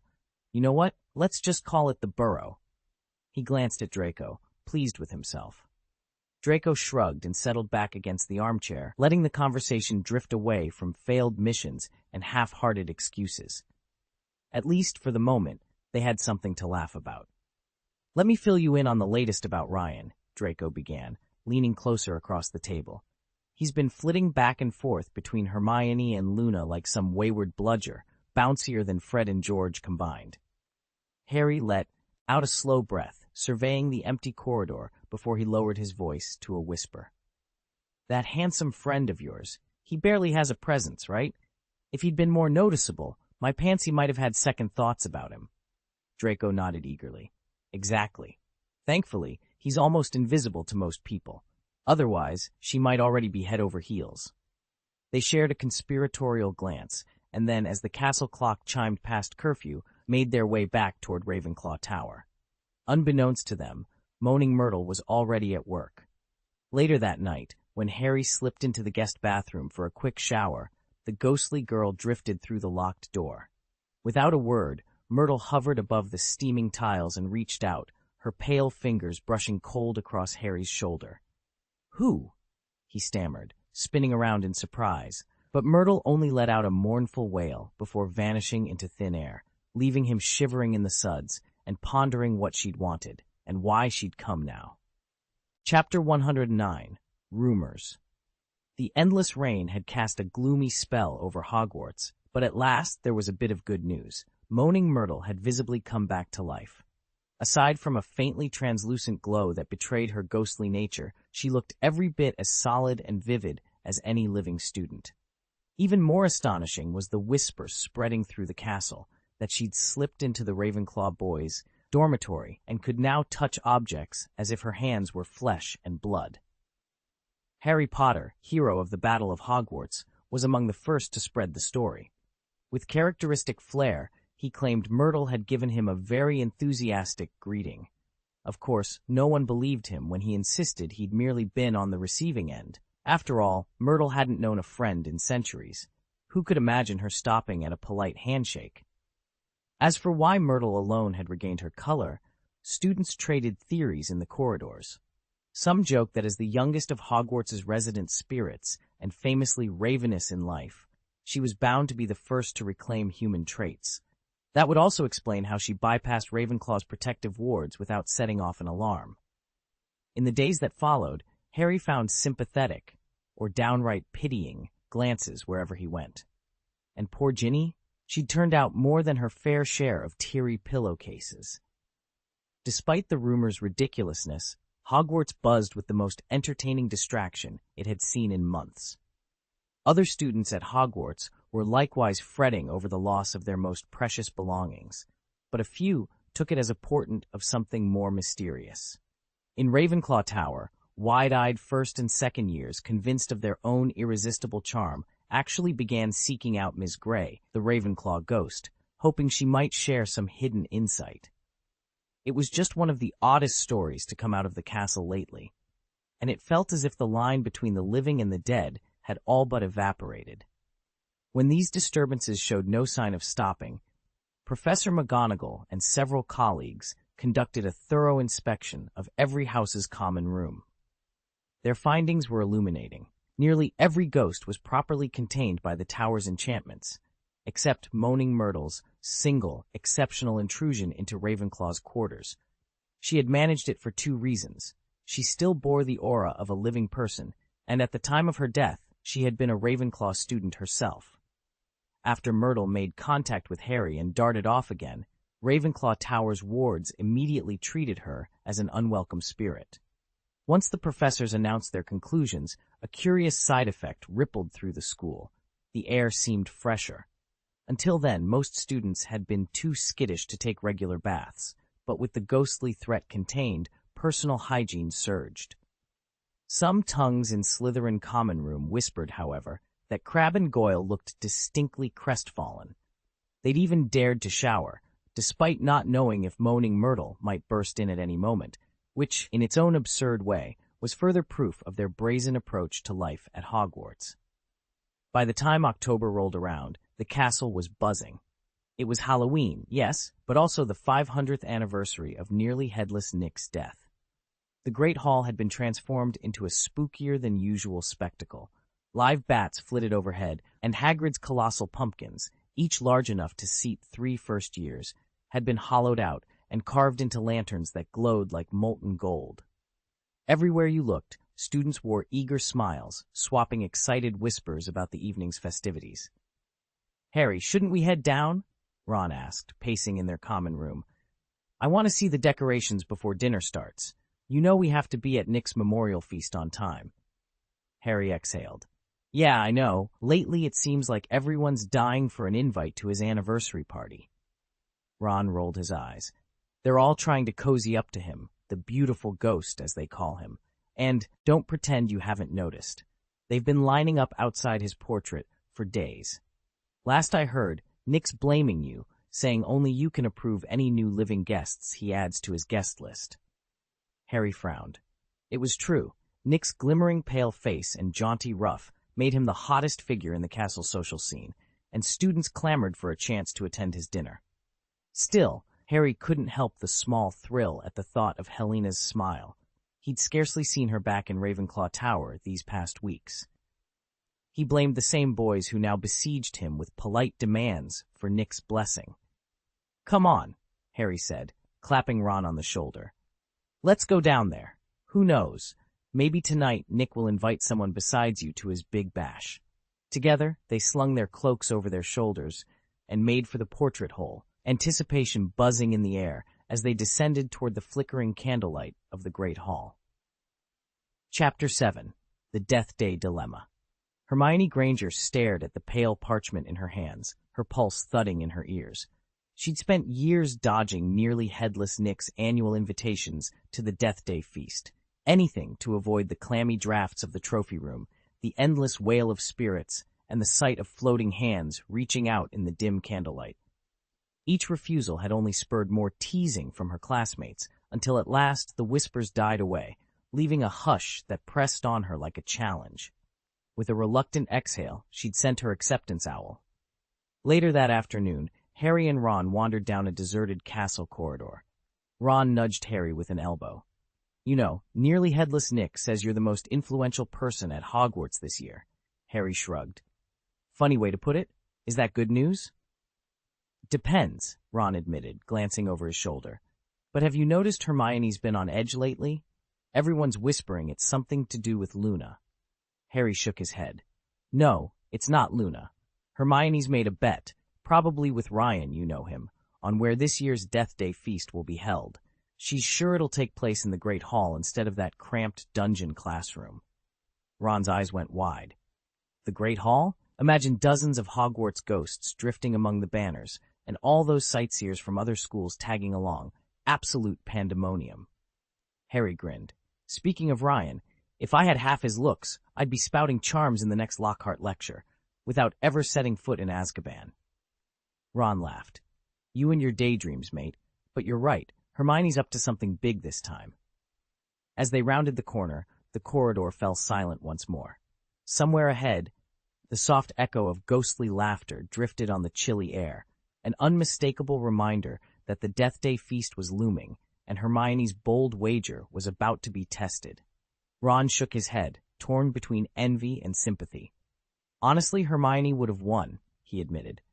But Moaning Myrtle's involvement had forced Professor McGonagall to scrap their original plan to host Nearly Headless Nick's Death Day banquet in the Great Hall. Rumor had it Dumbledore was deeply disappointed, so much so that he'd hired a troupe of skeleton dancers to perform there instead. Harry forced a tight smile, though beneath it he felt nothing but dread. He couldn't stop picturing the cold, insistent hand that had brushed against him, ghostly cold, and all too real. Don't forget Ginny, Ron added. Luna told me Ginny's been testing that ghost-killing spell from the Quibbler. He paused, studying Harry's pale face. But Harry, were you really just touched? You can tell me. I'm your best friend. Shut up, Ron, Harry snapped, his voice ringing through the dimly lit corridor. I was just touched. Heads turned. A cluster of Ravenclaws who'd been keeping their distance now watched with wide eyes. To just be touched by a ghost of Nick's stature could only mean one thing, and Harry knew they were drawing the same conclusion as he was. His heart pounded so fiercely he thought it might burst. Trembling, Harry straightened his robes and stepped forward. Side by side, he and Ron trudged toward the Death Day banquet, Harry's shoulders slumped and his steps as heavy as the whispers trailing in his wake. They made their way through the great hall in near silence. Harry's face was so grim that no one dared come within arm's reach. He looked as though he might draw his wand at the slightest provocation. Ron trailed just behind him, equally reluctant to get too close. The hall itself glittered with festive lights and candles, and the tables were laid with gleaming golden chargers piled high with tempting dishes. But Harry paid it no mind. With determined strides, he led the way toward the staircase down to the dungeons. Neither of them wanted to retire for the night, Harry because he couldn't settle his thoughts, Ron because he was too nervous to even suggest it. As they reached the bottom of the stone steps, Draco Malfoy, having caught up with them, hung back for a moment, studying Harry's drawn features. After a minute or two, Draco could no longer contain his curiosity. "What's gotten into him?" he asked Ron in a low voice. Ron forced a crooked smile. "It's still about Myrtle," he whispered. "He's dead set on doing something." Draco's pale eyebrows rose. "Potter's more generous than I'd have guessed," he said with a sneer. "He ought to write to Mr. Weasley and get the Ministry to confine Ghost Myrtle to the third-floor bathroom for good." Malfoy's lip curled into a malicious grin as he delivered the jab, enjoying the tension he'd stirred. Chapter 110, Death Day Dinner. The chill in the dungeons was more than just cold. It was bone-deep. Draco's words barely registered with Harry as he, Ron, and Hermione picked their way down the torchless corridor toward Nearly Headless Nick's Death Day party. With each step, the air grew colder. And that wasn't the only problem. Nick, in his infinite ghostly forgetfulness, had lined the passage with slender black candles that burned with a feeble blue flame. The ghost light danced across their faces, casting them in a pale, otherworldly glow. Even brash Ron couldn't help but shiver as the eerie flicker turned his features gaunt. Harry frowned. "We need some real light." He raised his wand tip. Lumos Solem. The spell erupted in a warm golden beam that cut through the gloom and banished the chill. "Thank Merlin," Ron whispered, rubbing his hands together. Draco smirked. "Honestly, for a Ravenclaw, you'd think you'd learned more than the standard classroom charms and a few jinxes." Ron shot him a half grin as they pressed on, the harsh blue candles left flickering impotently in Harry's steady, sunny glow. Draco shivered as the wind howled around them, the chill seeping through even his thickest robes. He slammed his fist on the prowling stone wall. "Relying on fire spells alone won't keep us warm out here," he snapped at Ron, who was already drawing intricate runes in the frost with his wand. Ron glanced up, unfazed. "And what do you propose?" he asked. Draco folded his arms. "You have something better, don't you? Teach me to ward off this cold." Ron hesitated, then smirked. "Fine. My parents almost sent me to Durmstrang, remember? It's bitterly cold there. I learned a simple warming charm that'll do the trick."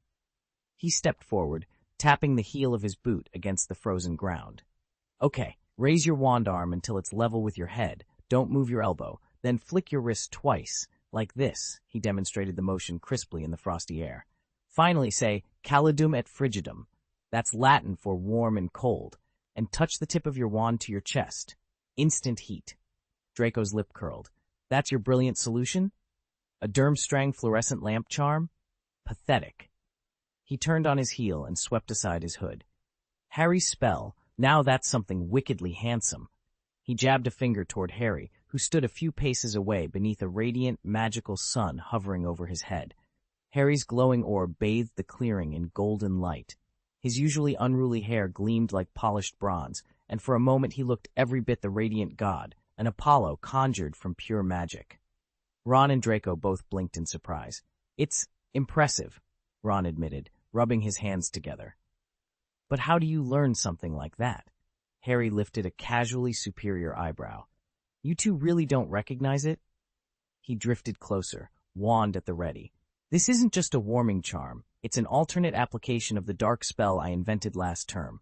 Remember the one inspired by the Norse myth of Skull, the wolf that chases and eventually devours the sun? I reversed its power. Instead of eclipse, I create my own miniature sun." Draco gaped, forgetting the cold entirely. Ron's eyes gleamed with new curiosity. Around them, the magical orb pulsed warmth, and suddenly the winter night didn't seem quite so harsh. Harry raised his wand and murmured the incantation. A warm, golden light burst forth, as though the sun itself had been squeezed from the devil wolf's cavernous belly. He couldn't help but smile. Why hadn't Ron or Draco thought of it? "It's your fault, Harry," Ron shot back, scowling. "You named it the Dark Curse. Who'd realize it swallows sunlight? Call it the sun-swallowing curse, and maybe I'd have guessed." Draco advanced on Harry, feigning a punch, but Ron held him back. "Save it," he growled. "We've been standing here long enough. Let's move." Draco reluctantly fell into step at the front. No sooner had they rounded a corner than an ear-splitting screech filled the corridor, like 1,000 fingernails scraping across a massive blackboard. "This is music?" Ron bellowed, pressing his hands to his ears.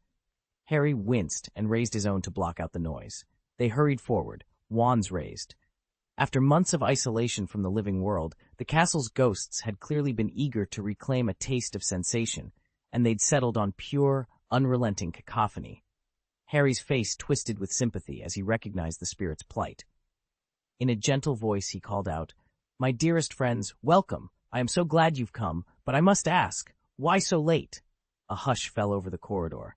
Then, from the shadows, nearly headless Nick emerged, striking an exaggerated bow. His translucent form seemed more animated than usual, his nearly severed head bobbing theatrically.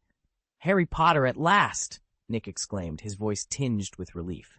"I feared you would never make it to my Death Day dinner." Ron and Draco exchanged uneasy glances as the echoes of the ghost's last wails faded into silence. Harry sheathed his wand with a rueful smile. "I wouldn't miss it for the world," he said softly, though deep down he couldn't shake the sense that this gathering held more surprises than they'd bargained for. Harry stepped through the narrow doorway draped in heavy black velvet. Inside, Peeves, the poltergeist, stood with a flamboyant flourish, doffing his feathered cap and bowing with mock seriousness. He beckoned Harry and his friends forward. Harry paused, startled by the sheer number of ghosts crammed into the underground chamber. Their pale forms drifted in unison, all eyes fixed on him. Of course, the Potters had a reputation even here. He could almost feel their hushed whispers. "He's Harry Potter, the wizard Peeves himself dares not cross." Before Harry could regain his composure, he understood the full reason for their fascination. In the center of the room, hovering above a carved stone dais, was an enormous cake shaped like a tombstone. It spun lazily, its translucent surface shimmering in the dim torchlight. Tar-like frosting spelled out on one side, Sir Nicholas de Mimsy Porpington. Died on October 31st, 1492. On the reverse face, the icing read, Welcome, Peeves, Nemesis Harry Potter, and his living friends. 1,000 milky white figures packed into the chamber, gazing hungrily at the spectacle. Whenever ghosts throw a party, they love a good feast, even if it's only for the eyes. Harry cleared his throat, stepping forward so that every spirit in the room could see him. All right, then. Time to address the assembly. He glanced at his friends with a grin. The turnout was more than satisfactory. I almost didn't recognize the mourning widow when she drifted in from Kent. Her tears were so fresh they sparkled in the candlelight. Of course, I know why she's really here. Not to pay her respects to my death anniversary, but to taste the ghostly delicacies I've prepared. Come now, I said, giving her a friendly nod. No need to hide it. You came for the food. Harry and Ron stood beside me. Around us, several ghosts, once pallid and formless, now bore gentle hues of pink and gray, their first touches of true color in centuries. A few were so vividly revived that I barely recognized them myself. You'll also notice I inscribed Harry Potter's name on my death anniversary cake, I added with a flourish. Harry's eyebrows shot up. It's not just because your presence sent that inappropriate guest packing, though that was quite satisfactory. It's because of you that the Ravenclaw diadem awoke again. Professor Dumbledore harnessed its power to conjure tonight's magical feast. Nearly headless Nick floated forward, his silver-trimmed ruff shimmering. Then let the celebration begin, he declared. With a single wave of his hand, the black velvet drape over the stage slid aside, revealing 30 musical saws. At Nick's cue, they sang out in eerie harmony, long, haunting notes that filled the hall. As the saws, tremulous chords wound their way through the air, the ghosts paired off and glided into a wall. Alts. Their robes swirled, and for a moment the room was a living painting of spectral light and color. Ron frowned and peered at the empty tables. Why haven't they started eating yet? He murmured. His stomach rumbled like a disgruntled goblin. I was promised real roast beef, he added, patting his belly. Harry shrugged. Maybe the headless hunt hasn't arrived. Exactly, I said, smiling. Nick refuses to sit until every member of the hunt is present, and in our world, nothing happens until the hunt is complete. Ron groaned, but I patted his shoulder. Be patient. In the realm of ghosts, timing is everything. With that, I took my place at the head table. The candles gleamed on the polished silverware, and the cake, its frosting inscribed with Harry's name, stood ready to be cut. Around me, the ghosts danced on. Tonight, we would feast, laugh, and revel in the strange joy that only the dead can truly share. Draco glanced around the great hall. Why aren't the other ghosts dancing? He asked, eyebrow raised. They've all stopped and are just staring at the cake, drooling even. Harry chuckled. You really don't know? He said. Remember when you were at the Slytherin table? Nearly headless Nick told us all about this. Draco shook his head. No, fill me in. Harry leaned closer. Nick's been desperate to join the headless hunt, but since his head isn't fully severed, they won't accept him. This is his revenge. He's whipped up special ghost cakes. The moment a ghost bites into one, their head practically falls off, and the cake spills everywhere. Draco's eyes widened in sudden understanding. Oh, so that's why they're so eager. These are made just for ghosts. Any excuse to sample the food, even at the risk of losing their heads. He gave a relieved nod. Got it. That's why they're playing along. Chapter 111, Disappointed Harry. At precisely 6:30, the dungeon classrooms of Hogwarts swelled with hundreds of milky white translucent figures. Ghosts drifted and bobbed through the overcrowded dance floor, their faint forms weaving among bewitched streamers. A few lingered at the cake table, sniffing mournfully at the uncut slices, as if the very idea of food amused them. Ron Weasley hovered just beyond their reach, nostrils flaring. Where's the banquet? He grumbled, rubbing his empty stomach. He glanced at nearly headless Nick, who was offering spectral greetings to passers-by without a hint about refreshments. Nick never said anything about getting more than a sweet roll. Draco Malfoy arched an eyebrow, a sneer playing on his lips. Notice the candles yet? He swept his hand upward. Overhead, a vast wrought iron chandelier held more than 1,000 thin black candles, each flame flickering with a cold bluish glow. The same pattern of candles ran along the stone pillars like an otherworldly pathway. The music, too, was eerie, slow and dirge-like, with notes that drifted like restless spirits. It suited the ghosts perfectly, but it did nothing to warm the living. Harry shivered as the enchanted daylight he'd summoned waned entirely, leaving the hall in pale, spectral light and a chill that hugged his bones. Harry shot Nick an exasperated look. The Gryffindor ghost was every bit as well-meaning as ever, but blissfully unaware that living guests needed more than chilly candles and mournful tunes. No hearty feast, no warm lamps. Nick had prepared a party for the dead, not for the living. Ron's stomach growled in agreement. Draco rolled his eyes. Harry pressed his lips together, determined. If nearly headless Nick wouldn't fix the menu, they would. Fast. Because no one was going to enjoy this party, least of all Harry, unless they brought a little more light, warmth, and plenty of food into the mix. Harry, you shouldn't have dispelled that magical sun you just conjured. He'd have realized his mistake. Draco scolded, each word issuing as a visible puff of mist. The air in the vast basement, packed with ghosts, was far colder than in the corridor above. Harry, still catching his breath, rubbed his frosted fingertips together. Let it go. Nick didn't mean to insult us, and we were late, kept everyone waiting. Besides, he still has our slice of Death Day cake with our names on it. Draco and Ron exchanged glances, unconvinced, but neither pressed the point further. When it came to decisions like this, Harry's judgment carried the most weight. Cold and empty stomachs were inconsequential compared to the honor of attending nearly headless Nick's 500th Death Day celebration. They skirted the edge of the ghostly dance floor, careful not to pass through any unwitting spirits, and to keep moving, warding off the chill. Around them floated groups of gloomy nuns whose eyes stared blankly ahead, a ragged man shackled in spectral chains, and a portly monk whose robes strained at his midsection. Further on, a Hufflepuff ghost, cheerful and full of life despite her transparent form, was deep in conversation with a knight whose forehead bore a slender arrow, a stark reminder that even in death, Hogwarts spirits carried their stories with them. Harry and his friends paused just long enough to share a nod.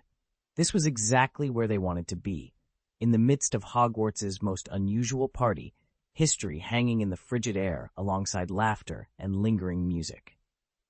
Harry stepped into the flickering torchlight and spotted Bloody Barrow at once, just as he'd expected. The Slytherin ghost drifted forward, gaunt cheekbones and hollow eyes fixed in that cold, unblinking stare.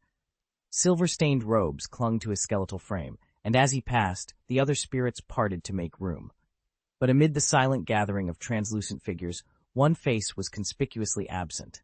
Helena, the Grey Lady. Nearly headless Nick had promised she'd appear. So where was she? Nick, Harry called, weaving between floating chairs and hovering candles. He found the ghostly knight dangling awkwardly beneath a roaring chandelier, his eyes roving over the tapestry-lined walls. Nick's lips were moving, though Harry had to press closer to catch the words. Refuse me, deny my claim, and taste the chill of forsaken fare. Startled, Nick whipped his head around and nearly toppled off his collar. Oh, Harry, you gave me quite a fright. Enjoying the feast? He managed a shaky grin. It's certainly lively, Harry said, surveying the throng of ghosts. I've never seen so many specters at a Death Day celebration. Weren't you expecting the Grey Lady, Helena Ravenclaw? Nick blinked, his expression sheepish. Helena? Lady Ravenclaw Grey? Oh dear, I'm so sorry. I completely forgot she was coming. With Bloody Barrow and all these other ghosts, my head's been in a whirl. Harry let out a quiet sigh. Even here, it seemed someone else had slipped through Nick's memory. He glanced away, thinking of Ginny back at Hogwarts, her bright laugh, the way she always remembered the little things. A soft determination settled over him. He wouldn't let himself forget what mattered most, not friends, not family. With that thought bolstering his spirits, Harry turned away from the restless phantoms and made his way back toward the warmth of the castle corridors, resolved to cherish each living moment. Ron, standing just behind Harry, hadn't a clue what his friend was plotting. If he did, he'd almost certainly be gritting his teeth for a chance to draw his wand, point it at Harry, and mutter the nastiest curse he could manage. Instead, Ron assumed Harry was just as bored by this party as he was. We'll slip out once the headless hunt shows up, Ron whispered, striking while the iron was hot. When they make a spectacle of themselves, Nick'll be so delighted he won't even notice we're gone. He's completely oblivious to the needs of his living guests. Agreed, Draco said immediately. Harry could only give a helpless nod. Ron's plan was sound, and Draco's comment, though rude, was hard to deny. Besides, their real quarry tonight, Helena, still hadn't appeared.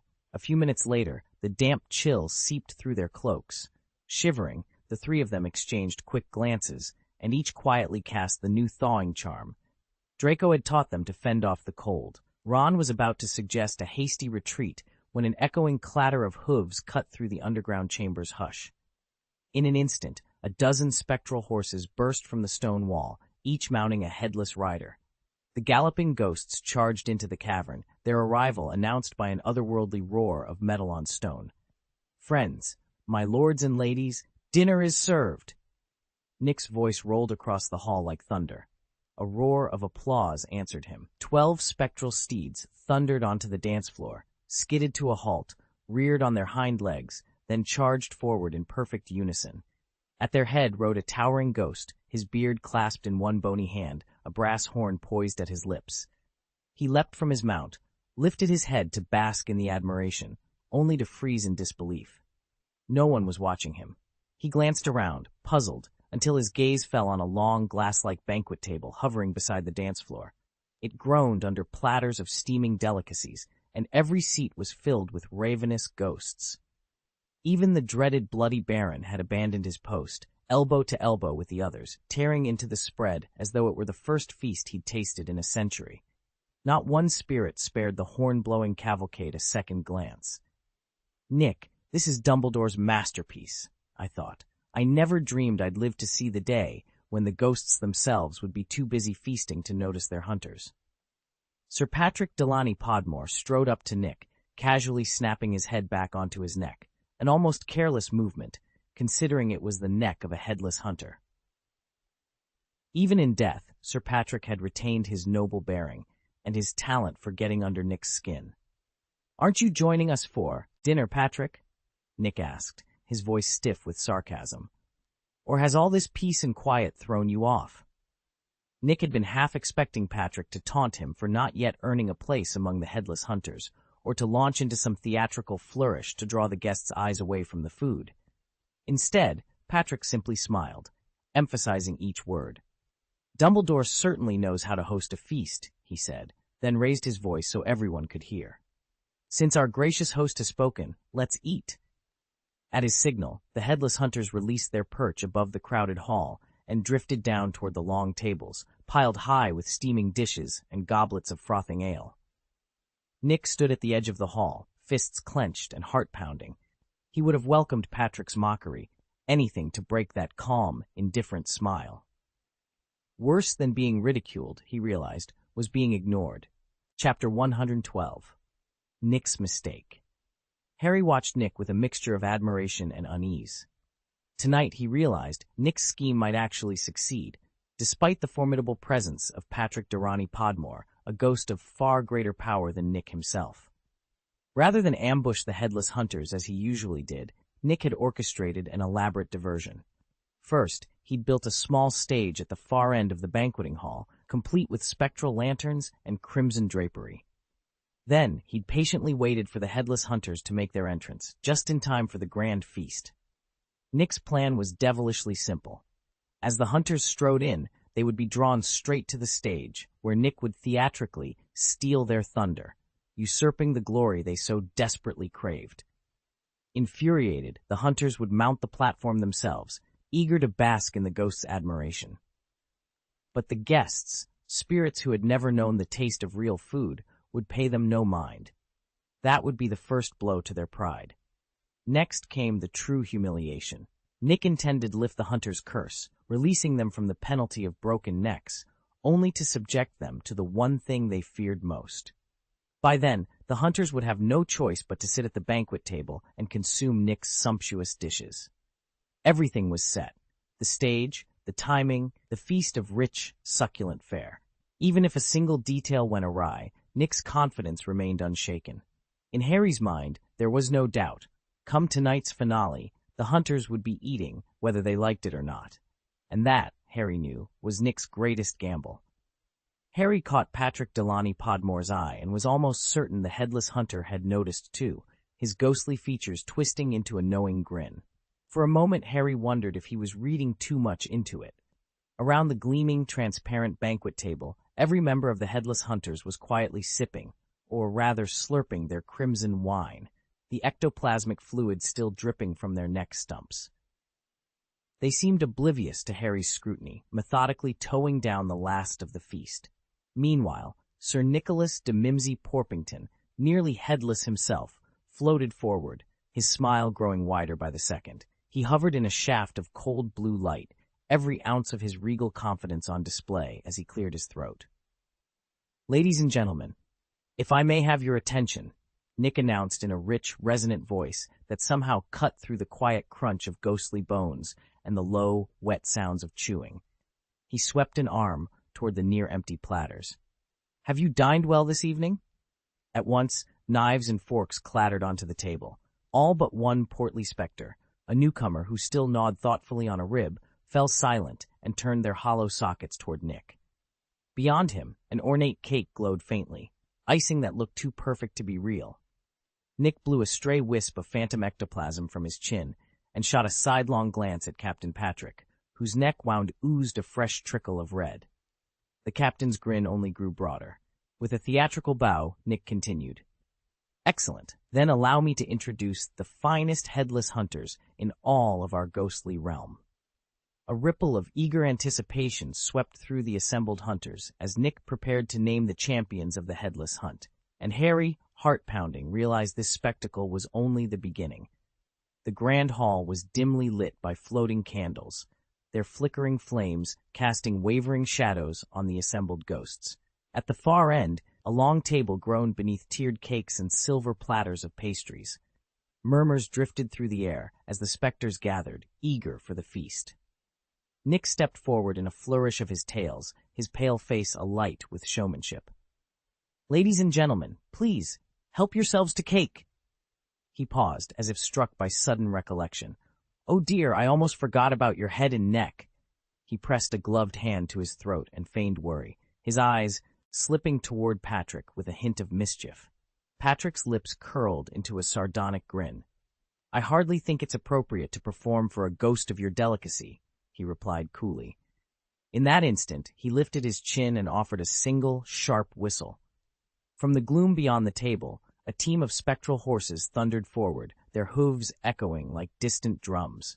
Patrick vaulted onto the nearest steed, red standard fluttering at the saddle. The horse's translucent mane trailed behind him as it carried him to the center of the raised platform. Nick followed more casually, brushing an invisible speck from Patrick's coat.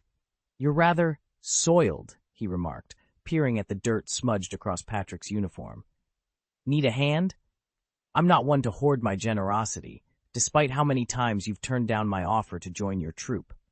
Patrick dismounted, his boots thudding softly on the polished floorboards. Despite the mud drying on his shoulders, he stood tall, every inch the imposing figure. "Perhaps," he said slowly, "but that still doesn't excuse you for getting the one thing you most certainly cannot forget." Nick gave a hollow laugh and tapped his neck. "Is there even enough neck left on my head these days?" he quipped, eyes glittering as the ghostly audience leaned in. A hush swept through the gathering spirits. "Let us set that aside for now," Patrick continued, voice regaining its usual steadiness.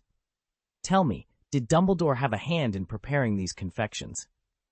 Nick gestured grandly toward the cakes, each iced swirl catching the candlelight. "Not for you, dear boy." He paused, savoring the moment. "These delicacies are for us, your honored guests, assembled here to commemorate your death anniversary." A ripple of ethereal applause rose among the ghosts as Nick took a sweeping bow and Patrick folded his arms, the two rivals united, if only for one uncanny evening, under the watchful glow of phantom candles. Patrick's accusation cut through the tense hush like a knife. "You've been deliberately dragging this out, starving everyone, and insisting on waiting for us." Nearly headless, Nick froze. He could have lied, claimed he'd been waiting for the entire guest list to arrive before beginning the banquet, but dishonesty wasn't in his nature. Patrick knew it too. "Look at this cake!" Patrick snapped, gesturing at the long, ornate table. "There are living people attending tonight, Harry Potter among them, no less. He's the one who can actually eat real food. You've forgotten that, haven't you? Nick's face drained of color. Around him, the other ghosts began whispering among themselves, their translucent forms flickering in disapproval. Check the lights, one drifted. And the temperature. This was Harry's feast. Patrick pressed on, voice sharp. Are Harry and his friends supposed to starve forever while you wait for someone who might never show? We're not hungry, Ron Weasley blustered, though his stomach betrayed him with a loud gurgle, earning a few stifled chuckles from the spectral crowd. Patrick opened his mouth to continue, but Nick held up a hand, his eyes burning with sudden resolve. Enough, he declared. You're right. I've been petty, seeking revenge for not letting me join the Headless Hunters, and I let that petty grudge cloud my purpose.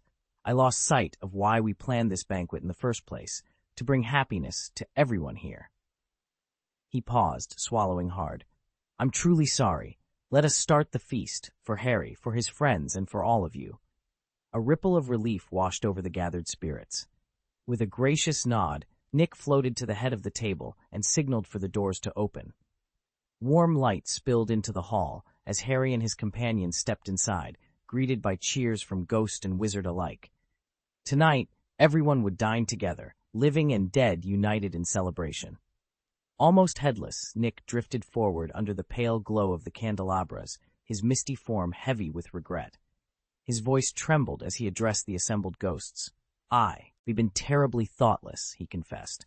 My living friends gave up their own grand Halloween feast, the sumptuous dishes, the skeleton band, the laughter of the common room, just to be here with me, and I completely forgot to consider their needs. Harry stepped up and gently clasped Nick's translucent hand. You didn't forget us, Nick, he said firmly. You even wrote our names on the cake. Nick exhaled a forlorn sigh. You're right, Harry. I was wrong. With a rueful smile, he turned to Sir Patrick Delaney Podmore. Patrick, I never meant to keep you out of the Headless Hunters. I just didn't want to steal your spotlight tonight.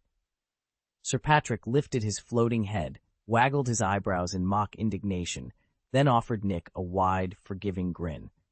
A ripple of applause ran through the ghostly crowd, and even the imposing Bloody Baron twitched once in approval. Nick bowed deeply. Thank you all for your forgiveness. Harry, you'd best hurry. You might still catch your friend's Halloween dinner if you leave now. And to everyone here, I apologize again from the bottom of my hollow chest. With that, his voice fading, Nick led Harry, Ron, and Hermione out of the grand hall. Ron lingered behind them, eyes bright. I just hope there are still pumpkin pasties left by the time we get upstairs. Ron glanced over at Crabbe and Goyle, who were already heaping plates of food onto the edge of the pitch. Draco strolled up beside him, leaning casually against his broomstick. Honestly, Ron, I don't see why you're so worried, Draco said with a teasing grin. Crabbe and Goyle have probably stashed half their feast over there. We'll deal with them once we've finished our practice. Besides, they should have lost a few pounds by now. Wouldn't it be nice to slim down like Dudley? Ron's face fell. Why bring up Dudley? He muttered, remembering with a mild cringe the day he'd been convinced Harry had jinxed his cousin into shedding weight. Draco shrugged, his smirk widening.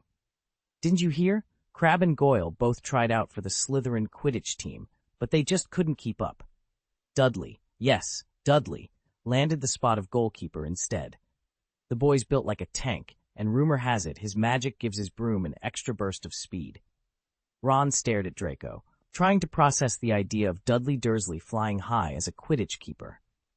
Draco simply tapped the handle of his broom and raised an eyebrow, satisfied with his news. Chapter 113, Goalkeeper Dudley. Ever since Dudley Dursley discovered he was a wizard, he'd surprised everyone by turning over a new leaf. The once spoiled Muggle brat had grown kinder, and his grades at Hogwarts were impressive, except in one notorious subject, flying. No matter how many times Madam Hooch tried, Dudley simply couldn't stay aloft. He didn't just struggle with takeoff. Somehow he'd lean so heavily into the broom that he'd crack its frame or snap its handle. By the end of last year, Madam Hooch flatly refused to let him near a broomstick again. So imagine Harry, Ron, Hermione, and Draco Malfoy's astonishment when they heard Dudley had been named goalkeeper for the house Quidditch team. Quidditch! How on earth would he fly? And as Ron caught up to Draco in the corridor, he murmured, He'll destroy every broom he touches. Even if he's using that strange magic Draco mentioned, it's bound to eat through broomsticks faster than we can replace them. And Dudley's already used up his 2 allotted practice sessions this term. Harry skidded to a halt beside them. Plus, broomsticks cost a fortune. Dudley doesn't have extra galleons to throw away. Draco shrugged, though a grin tugged at his lips. I wouldn't worry. Cedric Diggory, 4th year, Hufflepuff, has been working on a simple, not all-purpose flying board. He said he can whip up a broom so sturdy it'd survive an elephant landing on it. Repairing Dudley's kit, or even giving him a new one, shouldn't be a problem. Ron stared at him in disbelief. You're saying Cedric, of all people, will help our dear Dudley fly? Draco nodded. Quidditch is not exactly friendly territory, but Cedric's rather fond of the game, and fond of Harry too. I reckon he'll see a challenge in fixing Mr. Dursley's broom. Harry allowed himself a small, hopeful smile. If even Cedric Diggory believed Dudley could manage a broomstick, well, maybe the old Dudley Dursley was finally ready to prove everyone wrong and become the team's unlikely hero. Honestly, I don't know how he even spotted Dudley, Draco muttered, tossing a toast crumb over his shoulder. Plenty of people claim he did it to help the lad, but I'm not convinced. My theory? He only noticed Dudley because you saw him first, Harry, and called attention to what a natural goalkeeper he is. Ron shot Draco a skeptical look. You really think that's why Dudley's been acting so odd lately? I've heard they found a blind spot in his game. Exactly, Draco said. Turns out the one sheltering Dudley is Lodge, Hufflepuff's captain and their new 7th-year seeker. He's kept Dudley under wraps ever since. Ron frowned. That's all very noble sounding, but you know Slytherins. Marcus Flint must have caught wind of this somehow. Draco grinned. Oh, Flint didn't merely catch wind, he sent spies. A little peeping, as I like to call it. Harry leaned in, curiosity piqued. What about Diggory? I haven't seen him play with the Hufflepuff squad this year. Draco shrugged. Almost slipped my mind. Cedric Diggory is indeed Hufflepuff's new seeker. Practically another captain, like Roger back in the day. But Rocky, he nodded toward the Slytherin table. Their old captain hasn't let Diggory near the lineup yet. Harry frowned, trying to piece it all together. If Lodge really was protecting Dudley and Flint was snooping, then where did Diggory fit into the picture? And more importantly, why was Dudley's talent hidden in the first place? Draco leaned back, hands clasped behind his head. Who knows, with Hufflepuffs, you never can tell if it's kindness or strategy, but I wouldn't be surprised if Lodge has bigger plans than simply giving Dudley a spot on the team. Maybe it's because of your little episode, Harry, and because Diggory found Dudley that he was fast-tracked to Seeker, Draco explained as they hurried through the castle corridors. Our Slytherin analysis says he'll be both Seeker and Captain in his 5th year, just in time for Rocky's graduation. By the time Harry, Ron, Hermione, and Draco reached the first-floor Great Hall, the fee asked was already over. Their stomachs growled in protest, but Draco's smirk widened. Don't worry, Crabbe and Goyle stashed plenty of extra food for emergencies. Sure enough, beneath Crabbe's cloak and tucked into Goyle's robes were cold cuts, jelly-filled donuts, and several foaming mugs of pumpkin juice. As they munched and sipped away their hunger, Harry felt some of his tension ease. Over the next few days, the fallout from the scandal left Harry with little to do but study. Most classes dragged on irresponsibly, but 2 stood out. Flying lessons, of course, was always exhilarating. And then there was Professor Riddle's Defense Against the Dark Arts. He'd launched into a series on high-voltage electricity, essentially the Muggle world's version of dark magic for second-year wizards. Riddle showed them how to recognize the warning signs of an electrical current, how to minimize harm if they were shocked, and how to treat themselves afterward. For Harry, it was the most thrilling and useful lesson he'd had all term. Professor Riddle surveyed the room, then cleared his throat. Before we discuss what to do in the event of electrocution, let's talk about prevention. Steering clear of power lines and electrical poles is non-negotiable. Never attempt magic near them. He paused to let the warning sink in. You Muggle-born students already know how deadly high-voltage wires can be. Consider this a reinforcement of that lesson. He reached into his robes and produced a length of copper wire. Now, if someone does get hit by a live current, Muggles have only one remedy: cut the power at the source. But when you're dealing with a high-voltage surge, there isn't time. By the time you locate and shut off the breaker, the victim may already be beyond help. With a flick of his wand, the copper wire shivered and twisted. Fortunately, we wizards have another option.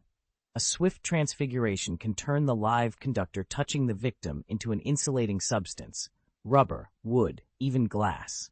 Instantly, the circuit opens and the flow of electricity stops. All you need to do then is pull yourself clear of the transformed material. He lowered his wand and offered them a final admonition. This maneuver requires practice and precision, but it means you can save yourself or a fellow wizard without waiting for anyone else. Bear in mind, too, that our enchanted physiology grants us greater resistance to shock than Muggles enjoy, but it's not a shield against carelessness. Always respect electricity's power, and never underestimate the risks. When young wizards encounter hazards like electricity, fire, or poison, injuries that still give them a moment to react, they instinctively ward the threat off or render themselves resistant. In fact, the fire avoidance spell was invented for exactly this purpose. Even a bolt of high-voltage electricity, capable of knocking a Muggle unconscious or killing outright, can be diverted if the wizard is alert and focuses their will for the fraction of a second before it strikes. In Professor Riddle's class, Harry saw the everyday world he'd always known from a wizard's perspective, and it suddenly seemed far more perilous than any dark curse. To a Muggle-born student, threats like scalding flames or a live wire are far more lethal than hexes or jinxes. At last, Harry understood why so much irrelevant Muggle knowledge appeared in Defense Against the Dark Arts lessons. Above all, he grasped the crucial truth: as long as a wizard stays conscious, their magic will instinctively flare into unpredictable but life-saving spells, guided by the subconscious to protect its host. In the Muggle world, dangers aren't magical at all. As long as a young witch or wizard stays conscious and aware, their instinctive magic will protect them. A dump truck hurtling toward them is no more deadly than a speeding bullet. At least they can see it coming. Bullets, by contrast, strike almost without warning. And, oddly enough, falling from a great height poses less threat to a wizard than an unexpected jolt of high-voltage electric.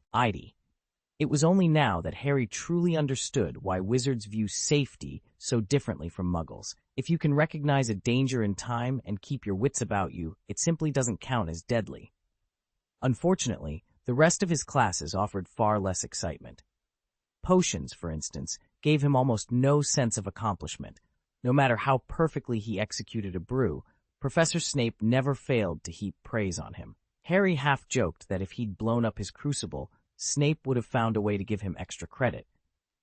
And the courses devoted to wand work felt positively rudimentary.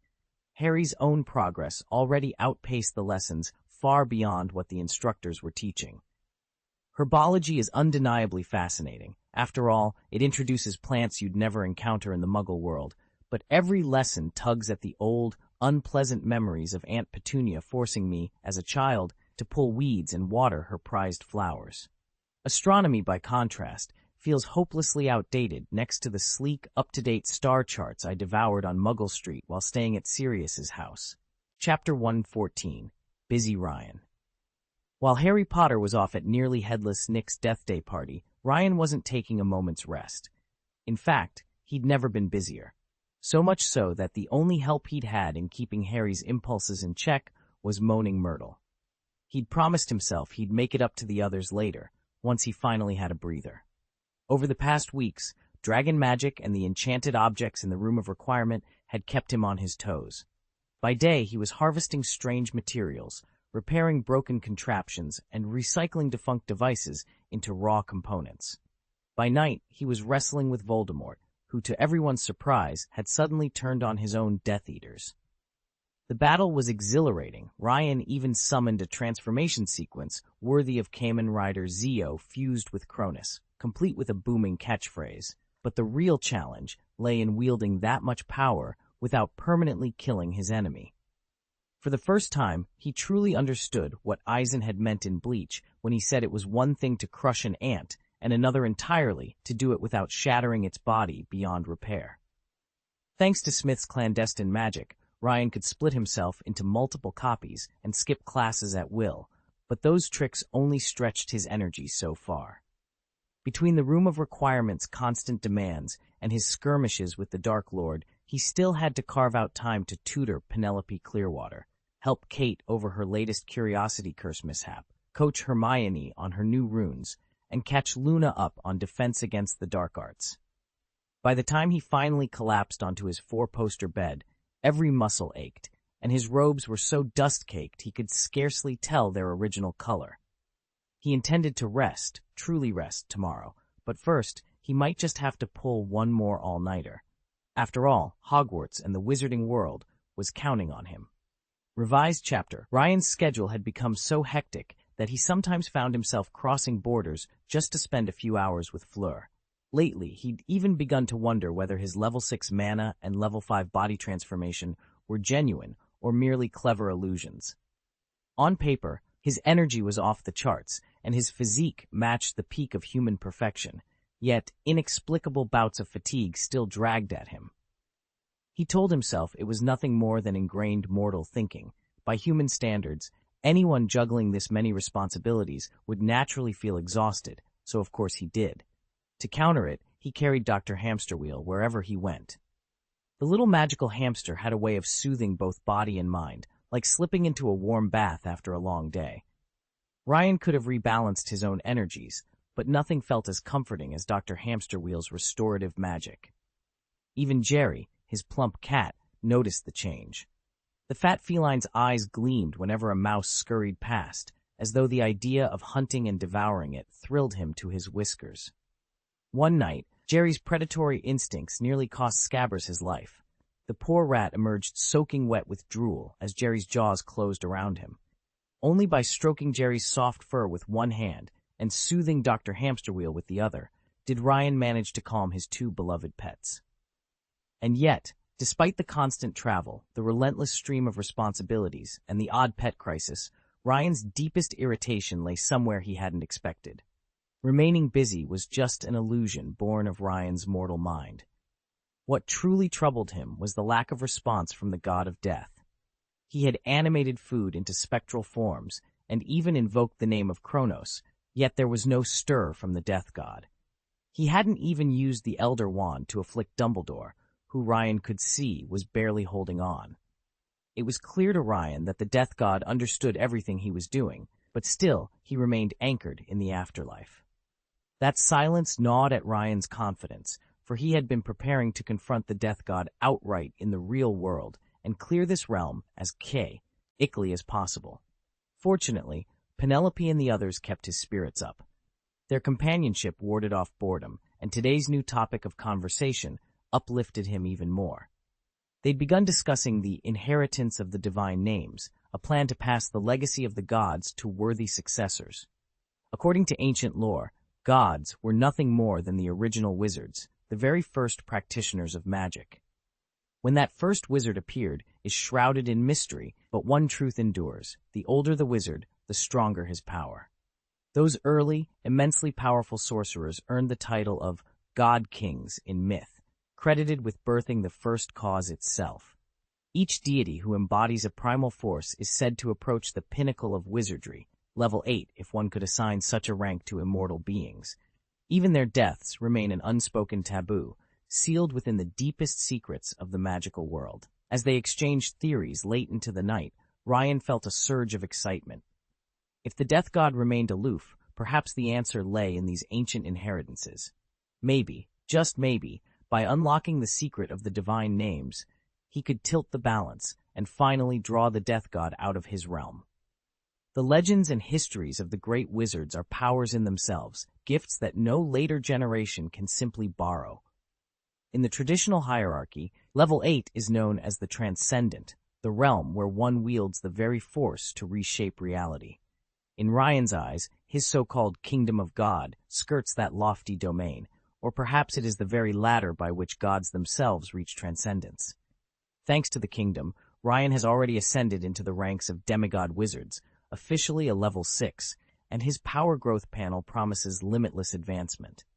In practice, he now outstrips every other level 7 wizard and can even clash with the most formidable deities, death itself among them. And yet, at his core, he is still only a demigod. His strength may rise, but the journey from level 6 to level 7, from demigod to true god, crawls forward at a pace slower than a tortoise. It was in that grinding stagnation that Ryan finally understood why famed demigods of old, Voldemort, Dumbledore, Grindelwald, abandoned the straight path of magical study and turned instead to chaos and mischief. Without an external panel to chart each incremental gain, every step toward divinity felt all but invisible. Ryan knew that most wizards mistakenly believed their current rank to be the limit of their power.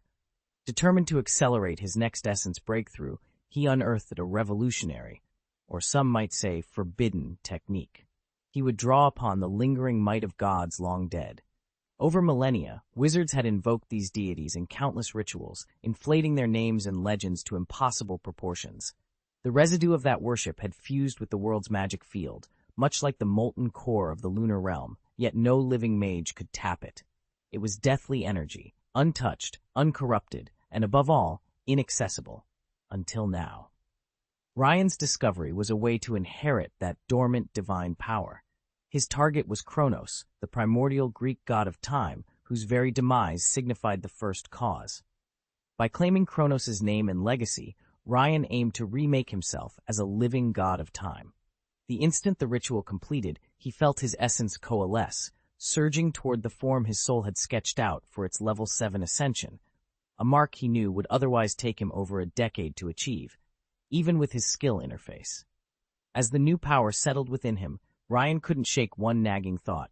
What made the death god so unrivaled? Perhaps it was his oblivion of a true name. He existed not as a person, but as an embodiment of the afterlife itself. And that namelessness, Ryan realized, might be the source of the death god's true, terrifying might. Perhaps he had absorbed, both willingly and unwillingly, the essence of every death deity in myth. In doing so, he lost himself entirely, becoming pure death, an unconscio, us avatar of Gaia's will. His deepest instincts wove themselves into the tapestry of fate, the prophecy of the Savior's star, and the tragic downfall of the prophesied child's parents were all byproducts of his hidden influence. The original god of death, often called the First, was on the brink of this same transformation.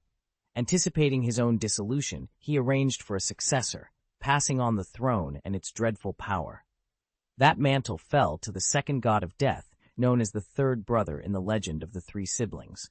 Unlike his predecessor, he embraced his identity as death incarnate, accepting self-annihilation as his inevitable destiny, the very Tao of mortality. From his acquiescence, a monstrous force was born. Immortality-seeking wizards across the realms found themselves inexplicably infected. One by one, they abandoned their eternal lifespans and perished without reason. If this interpretation holds true, it becomes clear why the god of death remains entrenched in the afterlife, impervious to the lure Ryan has laid before him. He no longer has a self to save.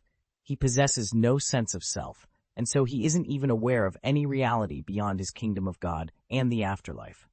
All he knows is how to shape and influence everything within them. Escape is a notion that simply never occurs to him. Chapter 116, The Dark Lord of Vienna. So that's how it began, the origin of Der Spiegel, Ryan murmured to himself. He couldn't help smiling at Ron's endless repertoire of odd trivia. The way Ron plucked the strangest bits of knowledge from thin air was almost uncanny. Without Ron's popular science lectures, Ryan would still be poring over dusty archives, trying to piece everything together. Ron wasn't stupid, far from it. He just didn't always choose the best place to exercise his wit. In Ryan's opinion, Der Spiegel was little more than a trend-chasing tabloid. While every other paper tiptoed around the tiger's tail that was Grindelwald, Der Spiegel had brazenly made him their marquee story. They'd been as lucky as a blind cat stumbling over a mouse, at first anyway. Before long, their narrative careened off course, hauling Tom Riddle into the spotlight and recasting Fudge and Umbridge as cartoonish villains. Grindelwald, by contrast, was thrilled, especially at Dumbledore's unexpected softening toward power. The latest edicts from the British Ministry of Magic bore the mark of invisible hands at work, and Grindelwald knew exactly whose they were, the hands of his one true love, Albus Dumbledore. As this realization settled over him, Ryan's mind whirred with yet another intriguing possibility. As Ryan flicked his finger, a single thought slipped across continents to that remote, ice-cold tower in Austria.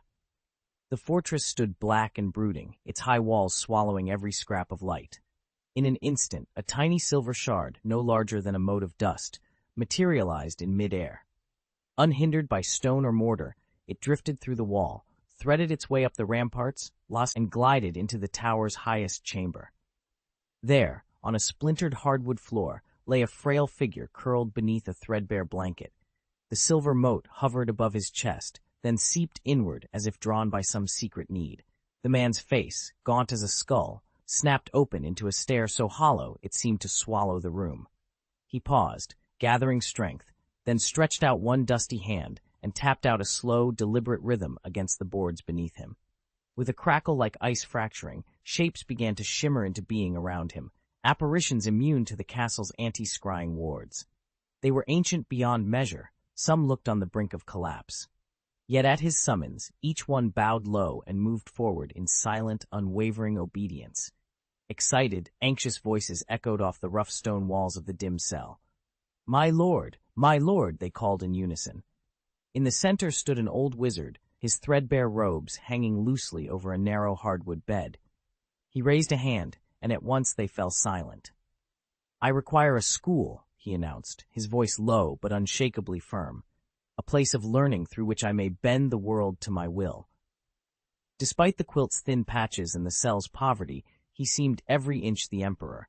Every syllable he spoke carried the weight of absolute command. From the shadows, a trembling witch approached, holding a shabby wooden box. Your wand, my lord. With reverent care, she lifted the lid to reveal an immaculate wand, its wood pale as moonlight, the core a single thestral tail hair, 14 inches long. Ollivander's finest, murmured a burly man with snow-white hair. One of the 7 impossible combinations. It's been nearly 50 years since one left his bench. The blonde-haired wizard rose from the bed and took the wand into his hand.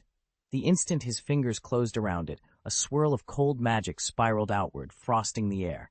He let the power wash over him, then slipped the wand into his robes.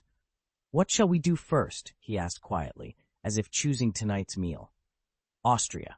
We conquer Austria and seize a place to call our own. He smiled, and in that grin lay the promise of a new order. For the greater good, the council members echoed in unison. 10 minutes later, deep beneath the Vienna State Opera, in a sumptuous chamber walled with burnished marble and lit by floating RBS of golden light, a tall, silver-haired wizard reclined on a velvet divan. His black robes rippled around him like smoke as he toyed with his wand. Scattered at his feet were the most senior officials of the Austrian Ministry of Magic, their arms and legs ensnared by invisible chains. Faces pale and eyes wide with disbelief, they stared up at the lone intruder who had just single-handedly conquered their entire ministry. The wizard's lips curved into a lazy smile. So you are Emeric, he said, his voice smooth as polished obsidian. Tell me, who is the current headmaster of Durmstrang? Igor Karkaroff, wasn't it? Do you hold a grudge against him? Is there anything you wish to settle? Emeric, a short, portly man in fine ministerial robes, crouched before the divan. His quill hand trembled, and cold sweat beaded on his brow. He swallowed. Yes, I served under him. The wizard shifted, steepling his long fingers. Very well, Emeric. He waved his wand in a graceful arc. I require a letter. You will compose an invitation to Karkaroff, summoning him here, at once, to the Austrian Ministry of Magic. It must bear your seal and your absolute guarantee of his personal safety. Once he arrives, you will follow my instructions without hesitation. Emeric's eyes flew open. Recognition dawned in their depths. Horror, panic. He had heard the whispers. This was no mere dark wizard. This was the Crimson Devil, the same sorcerer once imprisoned in Nurmengard. His knees buckled. But you can't be. Freed, master. The wizard's smile hardened. Free, and more powerful than ever. He rose, robes swirling like a dark tide. With a flick, the invisible bonds snapped, and Emeric collapsed forward, quill and parchment clattering to the marble floor. Begin your work, the wizard commanded. And mind your tone. I want Karkaroff trembling with anticipation. As Emeric scrambled upright, gathering parchment and ink, dread clenched his heart. He was trapped, caught between the devil of Nurmengard and the fate of an entire magical nation. The quill hovered over the page, his hand shaking as he prepared to craft the summons that would change the wizarding world once more. How could he? He recalled Dumbledore's face as the words left his lips. Under the old blond man's orders, one by one the prisoners vanished, and Nuremberg's once empty cells welcomed their new residents. Late that night, Grindelwald sat alone beside a curious, pipe-shaped device, tapping a rhythm to the distant lament drifting from the Vienna Opera House. The mournful melody stirred memories he had tried to bury. My name is Gellert Grindelwald. I was a student at Durmstrang, expelled for conducting dangerously ambitious experiments. Paradoxically, that exile brought me the most important person in my life, Albus Dumbledore. It was the summer after my expulsion. Seeking refuge, I went to stay with my great-aunt Bathilda Bagshot in Godric's Hollow. I had resigned myself to a lonely existence, until I met Albus, another brilliant soul as isolated as I was. Our connection was instantaneous and profound. With hearts afire, we vowed in blood to spend our lives together. We would hunt down the Deathly Hallows, bend death itself to our will, and then lead a revolution in the wizarding world. Together, we would tear down the International Statute of Secrecy and build a new, enlightened order, one ruled by the most capable and compassionate witches and wizards. But Albus was different from me. Chapter 7. A Dream of Reckoning. He had a narrow-minded brother, Aberforth, who begged Albus to abandon everything he and I had built, all for the sake of their fractured family. Didn't he see the grand vision? Once Albus and I reshaped the world, wizards could walk openly among muggles who would still remain undisturbed, and best of all, poor Ariana would no longer have to hide her gifts or live in fear. But pride and fear drove a wedge between us. A heated argument erupted late one night, and in the chaos, Ariana burst into the room. In that instant, a stray curse, no one can say what, hose, struck her down. I watched her fall, her life snuffed out by magic gone awry. Horrified, I fled before I could be accused of murder. When I re-emerged over a decade later, I wielded the fabled Elder Wand and commanded an army of devoted followers. Yet despite my power, I was undone by Albus. He defeated me as surely as if he'd cast the killing curse himself. In shame and despair, I locked myself away in the fortress I had once built to dominate the wizarding world. Months passed in silent self-imprisonment, until word reached me that Albus had finally conquered his own guilt, that weakness I had once ridiculed. For the first time in years, my appetite returned. I could eat, sleep, even laugh. I believed my life would settle into this half-quiet exile. Then one night, everything changed.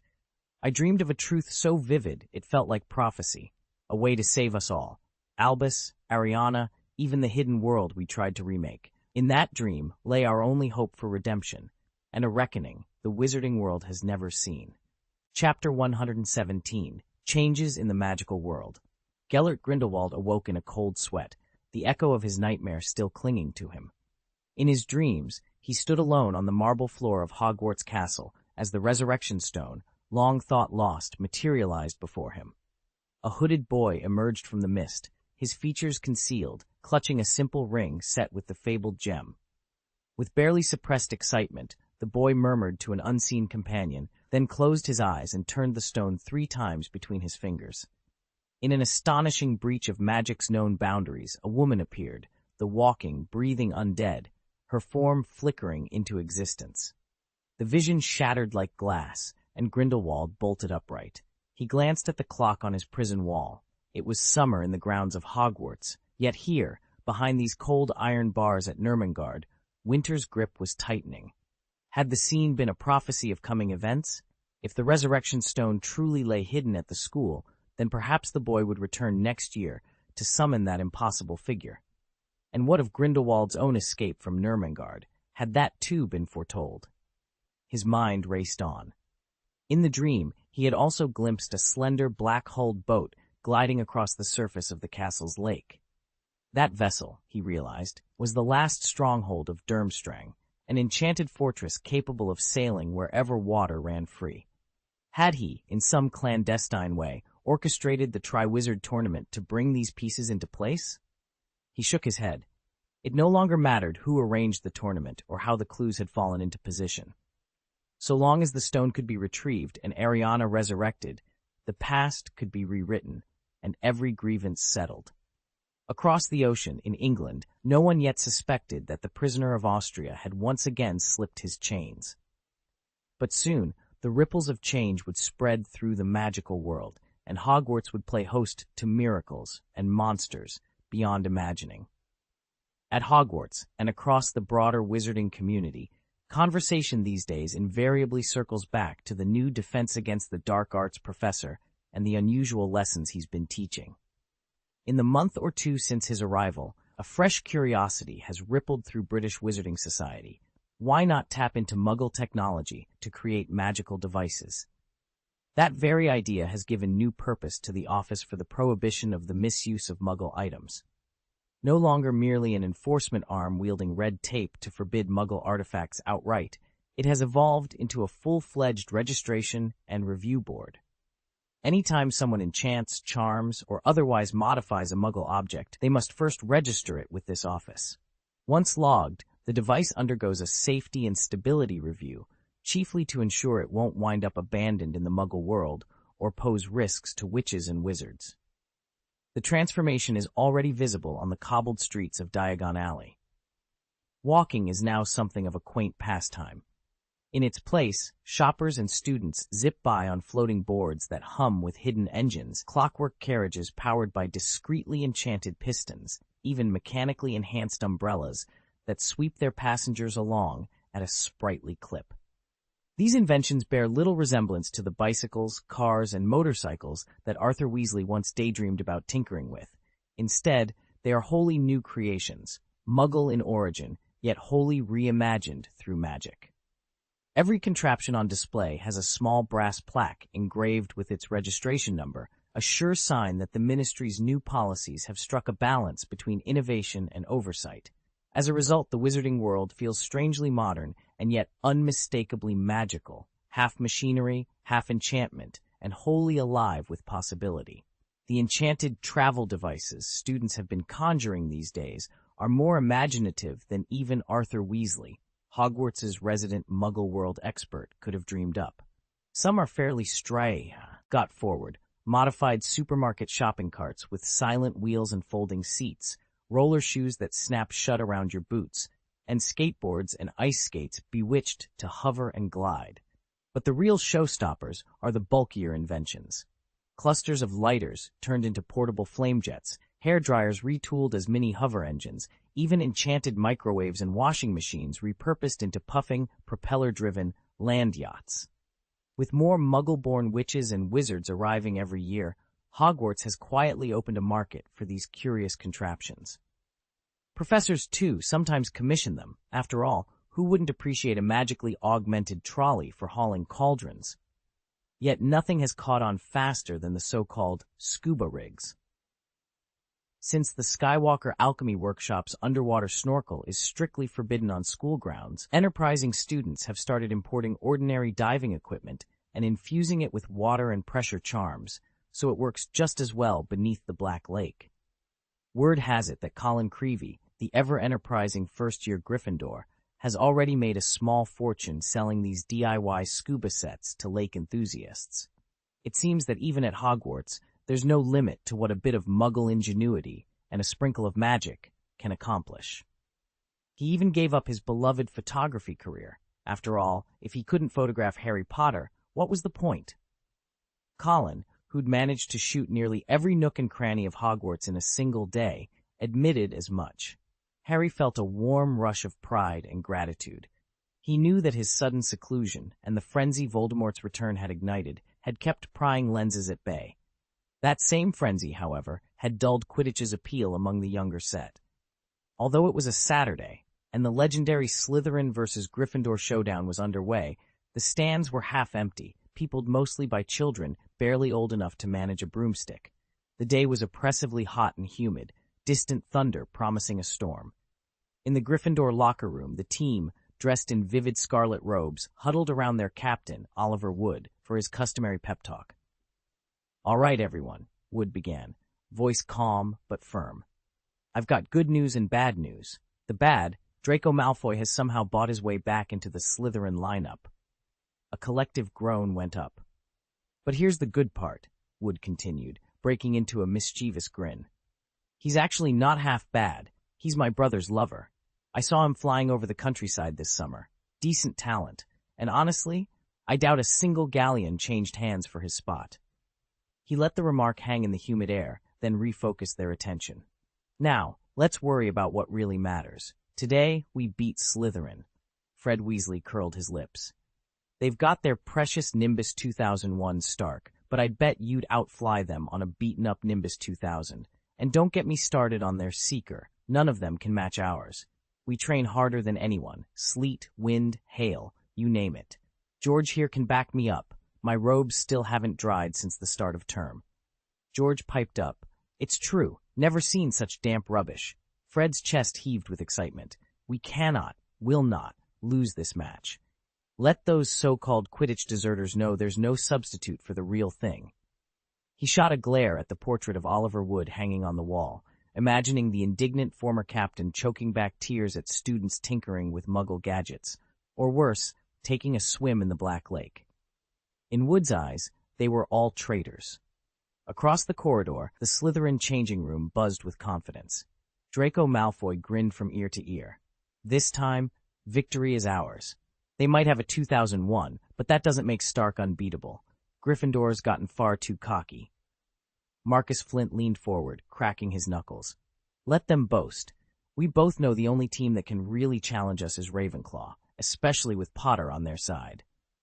A ripple of laughter ran through the players in green and silver. For both houses, the stakes had never felt higher. Draco Malfoy was the only one who didn't laugh. He frowned. Ron was his friend, and Ron's brother happened to be one of Gryffindor's beaters, so he knew exactly how hard the Lions had been training. Sadly, weeks of rain had grounded them more often than not, and their shiny new Nimbus 2001s weren't performing as magically superior to the older models as everyone had hoped. If Gryffindor kept up this half-hearted approach, today's match was bound to be a real nail-biter. A surprisingly sparse crowd, perhaps the smallest in Hogwarts history, watched in tense silence as the two teams took off. Within seconds, Angelina Johnson of Gryffindor plunged into the play and snatched the quaffle out of midair. The girl flew with effortless grace, weaving through Slytherin defenders. High in the commentator's box, Lee Jordan, under the ever-watchful eye of Professor McGonagall, could barely contain himself. "What a play! And what a charm!" he chirped, forcing himself back to the action.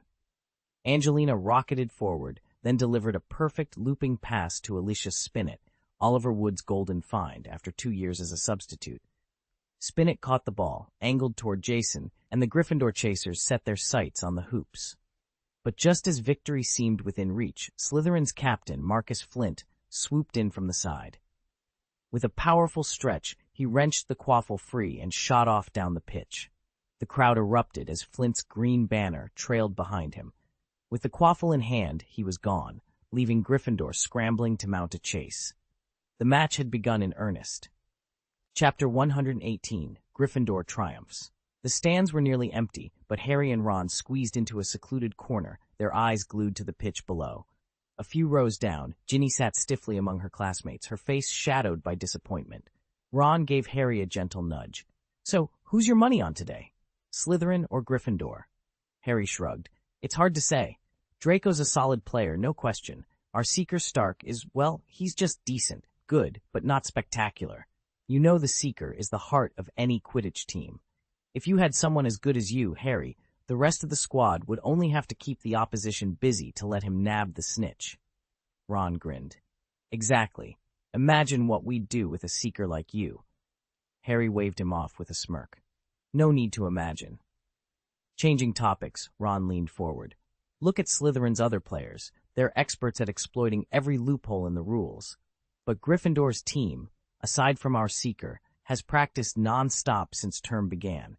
They're the only house team that hasn't missed a single session. From that perspective, we've got a real advantage today." Harry nodded. "Yeah, they've never looked this sharp before. Other than that first overeager pass to Jason that Flint intercepted, their quaffle work has been absolutely blistering." A cheer went up from the edge of the crowd as the players settled into position. Harry felt a thrill of anticipation. For the first time all season, Gryffindor truly looked unbeatable. Lee Jordan barely had time to announce the players' names before one quaffle after another slipped past the Slytherin keeper and swept cleanly through the hoops. The Slytherin stands went silent in astonishment as the score climbed. "It's in! That brings it to 90-10 in Gryffindor's favor," Jordan shouted, practically bouncing in his seat. Professor McGonagall pressed her lips into a thin line, though the slight raise of her eyebrows betrayed her excitement. It seemed Slytherin's chances of a comeback had vanished. "They're toast!" Ron crowed, fists clenched. A roar went up from the Gryffindors on the pitch, with eager howls of approval from a smattering of Hufflepuffs and Ravenclaws, but Harry held up a hand. "Wait! Look over there!" Ron followed his friend's gaze to see Draco Malfoy streaking across the field, eyes locked on something beyond the boundary. In an instant, Draco sliced through the crowd with lightning speed, and Stark, one of the Slytherin chasers, was right behind him. "That's heading for the stands. Watch out!" Harry yelled. Both beaters rocketed toward the low stone wall beneath the spectators, sending nearby students into terrified shrieks. Yet through the chaos, Draco flashed a triumphant smile. Just before, bang! Stark collided with the wall and crumpled to the ground. Madam Hooch and Professor McGonagall were the only ones to notice what happened, apart from the startled spectators in the stands. The rest of the Gryffindor team never even blinked. 120-10. Well done, Angelina. That goal was every bit as dazzling as you are. Lee Jordan's voice boomed across the pitch, and just like that, the scoreboard flipped to 140-10. "Gryffindor will win," he shouted, but the next goal belonged to Alicia Spinnet, the team's promising newcomer, with over a year of official play under her belt. The score climbed again, 160-10, and the Slytherin bench erupted in a mix of taunts and feigned concern. They poked fun at Gryffindor chaser Felix Stark, who'd taken a nasty tumble from his broom after one of their bludgers struck him squarely. High above, Professor McGonagall and Madam Hooch exchanged worried glances before swooping down to inspect him. Stark gave his head a shake, trying to clear the cobwebs, and managed a thumbs up. A quick check proved he was shaken, but unhurt, and that his broom hadn't suffered a scratch. With the match official's seal of approval, he was back in the saddle in an instant. Slytherin's beaters bristled, eager to replicate their success, but in their haste, they only missed every follow-up swing. Meanwhile, Gryffindor kept the quaffle moving, steadily building on their lead. Lee Jordan's voice cut through the din once more. 160-10. No, wait. Make that 170-160. The stands went wild. The game was far from over. Draco Malfoy of Slytherin caught the golden snitch, only to discover seconds later that it wasn't enough. Gryffindor still won. Lee Jordan's voice crackled triumphantly through the stadium speakers. "Did you see that, folks? Malfoy's got the snitch, yet Gryffindor takes the match." He replayed the moment twice, just to make sure the crowd had it straight. On the Gryffindor side, Seeker Marcus Stark was still wobbling to a stop on his broom, dazed from a bludger blow, when the final whistle blew out of turn. 10 minutes later, the Slytherins were trundling back to the castle on the Hogwarts Express. Ron Weasley, broomstick still clutched in one hand, leaned over and shook his head in amazement. "Blimey, Draco, I never saw that fight coming. Harry and I both nearly flew headlong into the stands." Draco Malfoy folded his arms. "Congratulations are in order, Potter." "Don't sulk," Harry said, patting Draco on the back. "You did everything you could." "It's too much," Draco grumbled. "Your pats are itchy." Ron chuckled. "Seriously, Malfoy, you should be proud. Catching the snitch under that kind of pressure is no small feat. The loss wasn't on you." "Honestly," Harry added, "if Flint hadn't been showing off all those fancy tricks in the second half, the score might have been closer when Draco got the snitch. It wouldn't have been a 170-160 finish. Stark was out of it for a good minute." Draco shot them both a narrow look. "You lot don't know how brutal Fred and George can be to Slytherins. It's not like I tripped Stark while he was flat out cold, though they all watched me like hawks, waiting for me to slip up." Ron patted his own chest theatrically. "Well, consider this failure one for the record books, and one that's definitely not your fault." Draco sighed, tucking a stray lock of blonde hair behind his ear. "Just wait until next term," he muttered. "I'll make sure nobody's staring at me then." Harry and Ron exchanged a grin. Between Gryffindor's improbable victory and Malfoy's late but too late snitch capture, this match would go down in Hogwarts history. And Draco, for once, had earned every bit of grudging respect heading back to the castle. If I speed up anymore, I'll end up like poor Adrian, smacked right in the face by a bludger. Draco sighed, settling himself on his broom. Doesn't anyone on Gryffindor's side notice Adrian going down? Ron called out in surprise.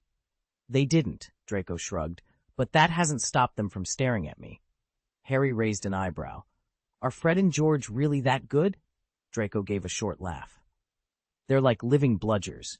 Against us, they play just as ruthlessly as any Slytherin, smarter at finding loopholes too, but face Hufflepuff or Ravenclaw, and they'd hold back. If I weren't mates with Ron, Harry admitted, I'd never have pulled off that feint. Draco clenched his fists, and Ron and Harry exchanged knowing looks. They'd always heard how formidable the Weasley twins were, watched their tricks from the stands, even competed against them, but hearing Draco describe their game from an opponent's view was eye-opening. You just couldn't appreciate it unless you'd faced them yourself. Harry grinned, flicking his wrist to ease the tension. All right, that's enough Quidditch talk. Let's go find Hagrid, yeah? Ron pointed toward Hagrid's hut, its warm glow barely visible through the trees at the edge of the Forbidden Forest. There, looks like he's back. Harry shaded his eyes. We haven't seen him since he went to check on Aragog's Acromantula colony. He frowned. And there's been no word from him since. Even with Voldemort on the loose, Ron added, you'd think Hagrid would at least pop out of his hut once in a while. Draco's eyes suddenly lit up. Harry and Ron exchanged puzzled looks as realization dawned on all three of them. It was just like the last time Hagrid vanished without a trace, when he'd secretly hatched and raised Norberta the dragon in that very same hut. They stared at the little building in growing alarm. Whatever Hagrid was up to now, it had to be big, and it might just be dangerous. Chapter 119, Hagrid's Secret. Harry, Ron, and Draco exchanged knowing glances as they approached Hagrid's hut. The telltale signs were all there. A dusty crossbow propped against the wall, the pumpkin patch choked with weeds, a pair of impeccably clean rubber boots lined up by the door, curtains pulled tight, and poor Fang once again chained outside, his head drooping in the gloom. Ron crouched beside Fang, one hand gently holding back the slobbering boarhound's head while the other scratched beneath his chin. Fang let out a happy rumble and thumped his tail against the ground. Easy there, lad. Don't go chomping anyone's ears off, Ron murmured with a grin. From inside came Hagrid's familiar, gravelly voice. Who's that out there? The door cracked open, and Hagrid leaned out, relief washing over his face when he recognized his visitors. Oh, just you lot again, he muttered. You keep saying that, Ron shot back, stepping forward, only to find himself blocked by Hagrid's broad frame. So what have you got hidden in here this time? Harry and Draco pressed their faces against the narrow opening, curiosity shining in their eyes. Hagrid hadn't been this secretive since the whole Philosopher's Stone affair. Could whatever he was hiding now be another of Dumbledore's mysterious tasks? With a wary glance at his friends, Hagrid took a deep breath. All right, he rumbled, but promise me you'll keep this between us, and, most importantly, promise you won't go telling Dumbledore. The three of them leaned in closer. Whatever lay behind that door, it was clear they were in for another extraordinary, and undoubtedly unpredictable adventure with Hagrid. Harry and Draco exchanged resolute glances as Hagrid let out a weary sigh, brushing dust from his coat. I've got no secrets from you two, he said, nodding toward Harry and Draco. But I reckon it's best if Ron waits outside. With a hesitant wave, he stepped aside to let them pass. Ron's face flushed. Oh, come on, he snapped, and then, with a thundering bang, he slammed the door behind him. In an instant, his cheeks drained of color. He looked as pale as any Slytherin ghost. Ron pressed his hand against the doorframe, his body rigid, muttering in a strangled, unintelligible whisper. Draco cocked his head, green eyes narrowing with sudden intrigue. Truth be told, he hadn't particularly wanted to know whatever Hagrid was hiding. Slytherins prized their own secrets, and only pried ruthlessly into rivals' affairs. With friends, you showed patience and restraint. Hagrid was a friend. Still, Ron's bizarre, panicked reaction tugged at Draco's curiosity in a way he couldn't ignore. Putting Hagrid's words together, there had to be something Ron was terrified of, something that neither Harry nor I cared about. Draco's eyes lit up. A spider? Ron's face went pale. He gave a nervous nod, and then shook his head so fast it looked like a muscle spasm. An acromantula? Harry prompted. At the word, Ron lurched backward and stammered. Yes, that's it. He kept peeking through the crack of the door, ready to bolt at the slightest sound. Hagrid broke into a proud grin. I've been spending a lot of time with Alaspin lately. At the odd name, Hagrid's face glowed with paternal pride, as though he'd just introduced his newborn son at the age of 80. Alaspin? Draco frowned. Not Aragog? Wait, so you're actually following Harry's idea and raising a second acromantula to lead the colony. That way you can keep the whole brood under control, right? Hagrid nodded eagerly. Exactly. Harry blinked, suddenly uncertain. Really? You're doing that? He'd been so wrapped up in Quidditch practice lately that he'd all but forgotten his own suggestion. Ron groaned from the corner. I told you, those spiders are far too dangerous and totally unpredictable. Hagrid's shoulders shook as a strangled sob escaped him. Ron's cheeks drained of color. Hagrid, you must have found something terrible, Ron managed, swallowing hard. Hagrid dabbed ineffectually at his eyes with his mud-smeared sleeve. It was Professor Lupin's idea. He asked me to see what happened if I let Aragog leave the colony for a while. He choked on a breath. The moment Aragog wandered off, the rest of the acromantulas wouldn't let me anywhere near their webs. They'd have eaten me alive if Aragog hadn't ordered them not to. Ron's eyes widened. Can you imagine? They only ever left you alone because of his instructions. Harry's heart slammed against his ribs. They'd have attacked you? He whispered, glancing from Ron to Hagrid. Believe it! Hagrid wiped tears on his coat. Ron's blunt words had startled him, but Hagrid didn't seem to mind. Harry forced himself to speak evenly. I find that hard to accept. You've raised every one of them from hatchling to, well, to hulking terror. Aragog's always obeyed your commands. Only you would say that, Hagrid muttered. Those others weren't brought up by me, at least not properly. It's all Mozag's fault. Draco Malfoy, leaning against the doorframe, frowned. Mosag? Who's that? She's the wife I imported for Aragog from the Amazon, Hagrid explained, voice bitter. I thought she'd calm him down. Instead, she's taught his brood all the nasty habits of wild acromantulas. He let out a low roar of frustration and tugged at his tangled beard. Blasted spiders! I nearly forgot you were waiting outside. Sorry for keeping you all at the gate so long. Hagrid pushed open the heavy oak door and peered inside. In the dim corner, a spider no larger than a human molar clung to a single silken thread. This here's Alaspad, he announced, pride lighting his eyes. Aragog's newest son. The little room looked like something from a nightmare. Thick cobwebs draped every surface, from the rickety patchwork quilts on the oversized bed to the cold, unused fireplace. Even the brazier that normally held bubbling hot water stood empty and long forgotten. As you know, acromantulas thrive in darkness, Hagrid said, stepping forward to brush aside a tangle of webs. He gently stroked the tiny creature's velvety back. Its 8 keen eyes glinted in the gloom, and fine black and gray hairs rippled under his touch. When Aragog was a pup, I kept him locked up in the dungeon storeroom. No place for a growing spider. But Alaspad's in fine fettle now, so he deserves proper care. He traced a finger along an intricate web spanned between the bedpost and the ceiling. Made that one myself. See? Unicorn tail hair. Ron, wide-eyed, pointed at the bed. You actually sleep in all that? Hagrid beamed. Aye, means I'm right beside Alaspad every night. Ron could only gape. Unicorn tail hair? He repeated, as if still tasting the words. Hagrid's eyes gleamed as he lifted a slick green chunk of meat from a battered bucket. Each one of these is worth 10 galleons, he announced proudly. Draco's jaw dropped. He peered into the bucket, blinking at the enormous slabs, each gleaming piece nearly the size of a car tire. That's dragon meat, isn't it? Draco whispered. Aye, the very same, Hagrid said with a careless wave. Nothing better for Alaspad. It's packed with the strength he needs to grow big and fierce. Before long, mark my words, he'll be the true king of the acromantula. He reached over and stroked the spider's carapace, causing its mandibles to click in satisfaction. Nearby, Ron shuddered at the feel of those massive, hairy legs curling gently around Hagrid's arm. Chapter 120, Voldemort's Location. Harry's eyebrows shot up. Dragon meat? You really intend to feed that to Alispade? In Britain, dragon breeding was illegal. Romanians held the monopoly, and dragon meat was widely thought poisonous. At best, only Romania knew the secret to neutralizing its venom, and even there it was more curiosity than cuisine. Draco gave a slight shrug. I've heard Romania can cook the toxins out.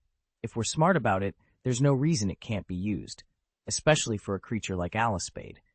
Before Harry could argue, Hagrid carefully scooped up the young female acromantula in his massive hands. He cradled her as gently as if she were an infant. The toxicity's really not that bad, he rumbled.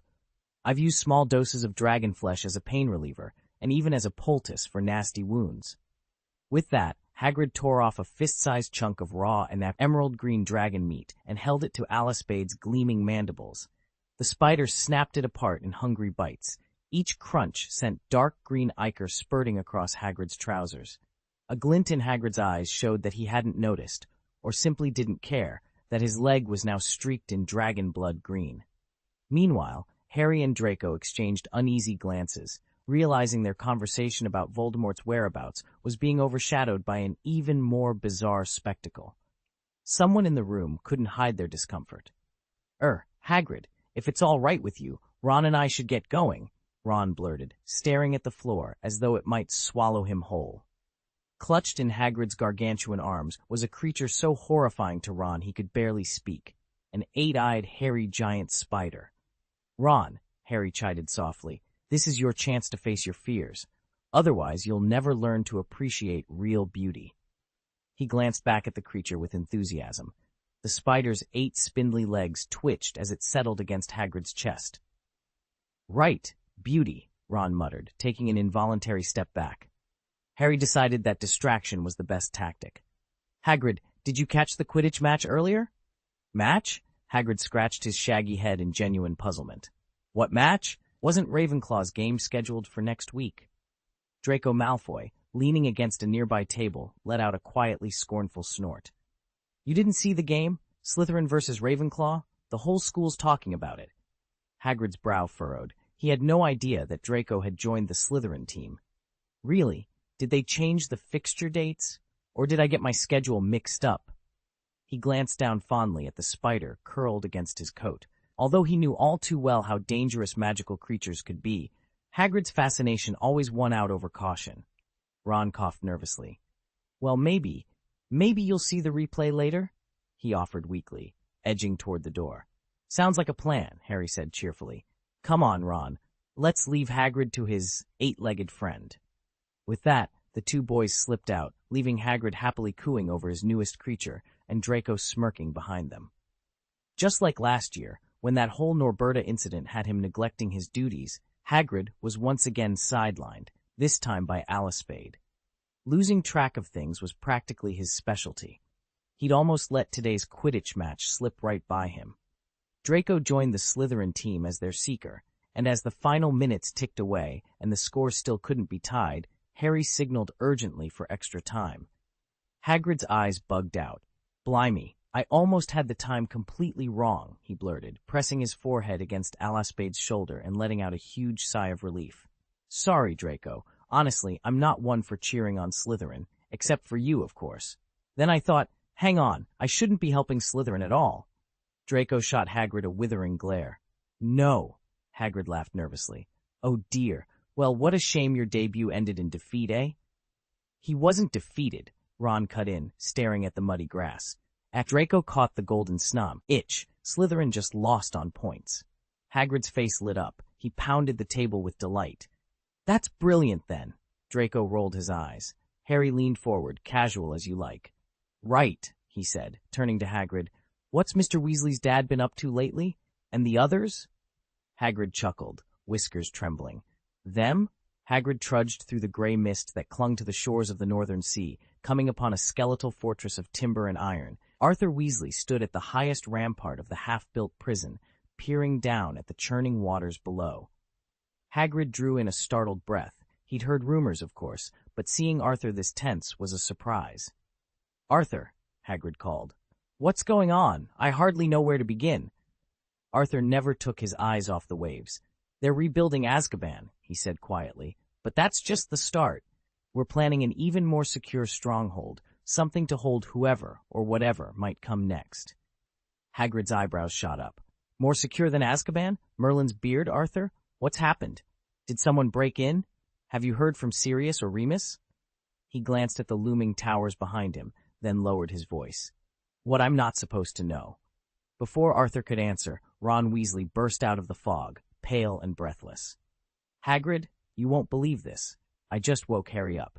He dreamed." Ron swallowed. "He dreamed you-know-who was back, then he just vanished. And Greyback, he's dead, shot through the heart by someone Harry couldn't identify." Hagrid's jaw dropped. "Greyback? The Beast of Britain? They never caught him. And you say he's dead?" Ron nodded. "And that's not all. Antonin Dolohov, one of the worst Death Eaters, he's gone too, disintegrated on the spot by the same mysterious wizard. Harry's convinced it's all tied to that vision he's been having." Arthur turned at last, eyes blazing. "That's why we're fortifying the old prison. If Voldemort's really returned, even for one night, then the Ministry can't risk another breakout. I've even spoken with Sirius. He's deploying more, and he used the word laying, galloping Gorgons in Yottershire to patrol the borders." Hagrid staggered back. "Gorgons? In Yottershire?" He slapped a hand over his mouth. "I'm sorry. Did I say something I shouldn't?" He glanced down at the enormous Alispad crawling up his coat, its sting curled tight in irritation. With a sigh, he knelt to scoop the creature off the muddy ground. Right. Prisons, monsters, spies, Death Eaters, my head's spinning faster than a snitch." Arthur lowered his voice. "I'm telling you this because you're Harry's friend, and because if any of it gets out, then we'll need every ally we can find." Hagrid swallowed. A new prison, deadly beasts in the countryside, a phantom wizard mowing down dark wizards, Merlin's whiskers, the world's gone mad. Ron placed a trembling hand on Hagrid's arm. "It's Harry. Always Harry." Hagrid exhaled, lifting the Alispad to his shoulder. "Blimey, then let's get back before someone else tries a bit of vigilante justice." He offered the younger Weasley a reassuring grin. "Come on, tell me everything. I've got all night." "The Daily Prophet." Harry and Draco blurted out at the same time. Ron was about to ask what they were reading, but Professor Alispad suddenly stepped into view, blocking his line of sight and silencing him. Hagrid shifted his weight from one boot to the other, cheeks flushing as he admitted in a gruff voice, "Maybe, but I'm only guessing." Harry practically threw himself toward Hagrid.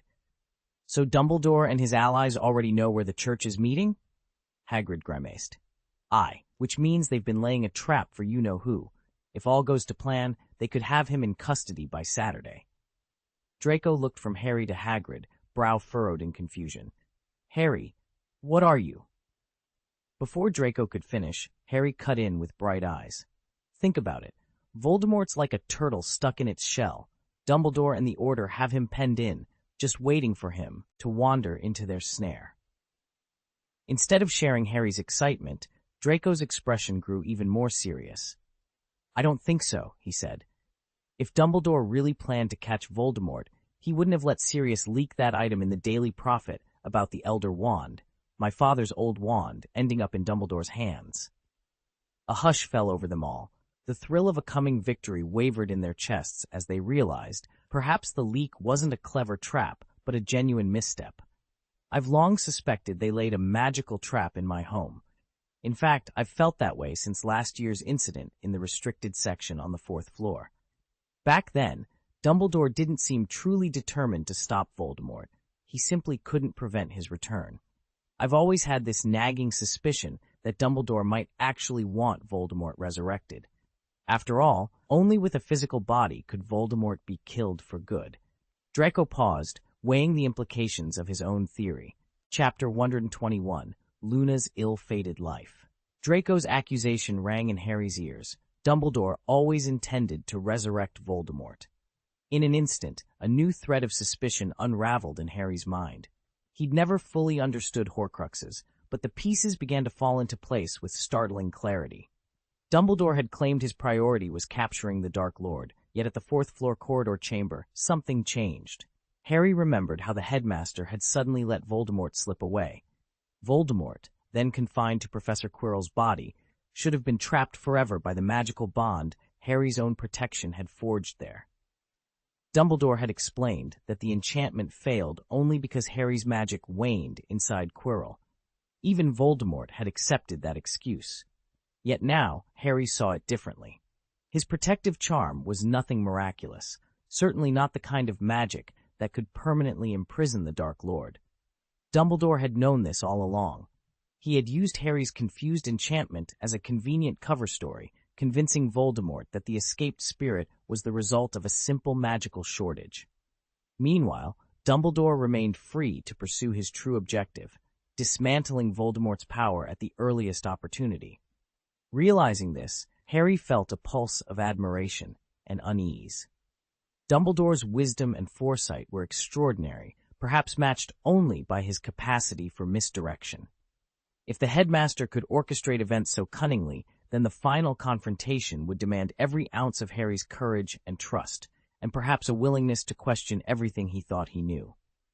In the end, Dumbledore, unaware that Harry himself had become one of Voldemort's Horcruxes, allowed the Dark Lord to slip away. Draco's hunch now looked frighteningly accurate. Only a fully corporeal Voldemort could ever be killed.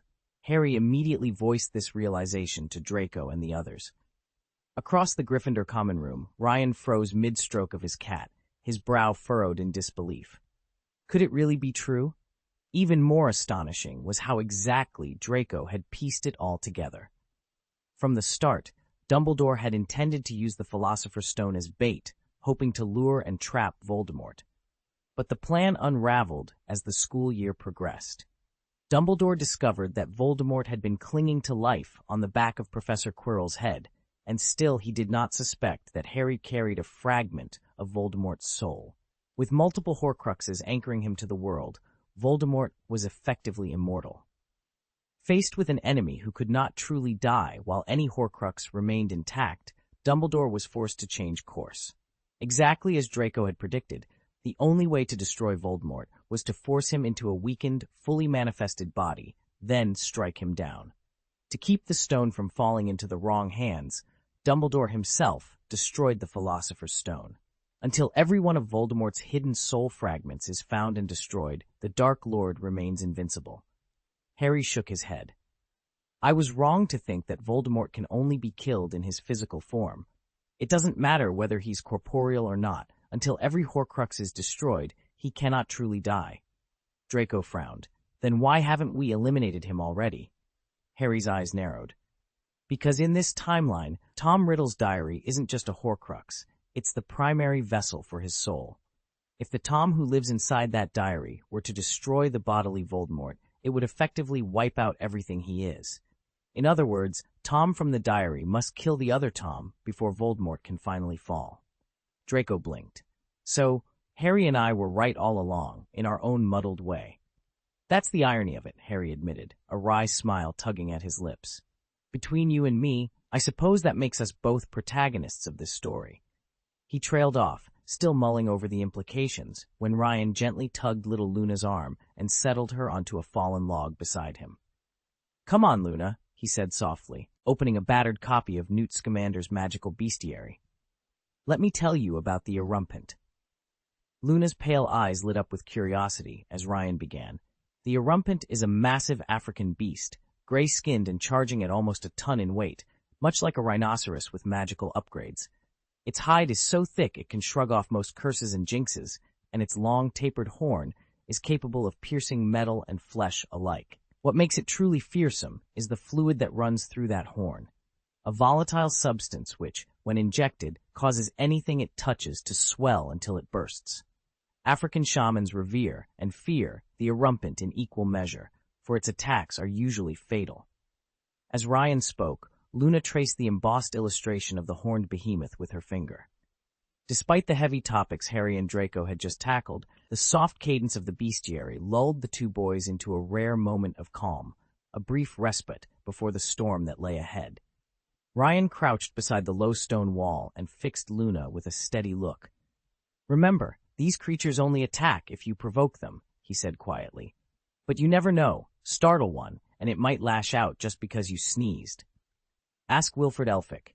He was the first wizard ever impaled by a poisonous horned beast back in the 12th century.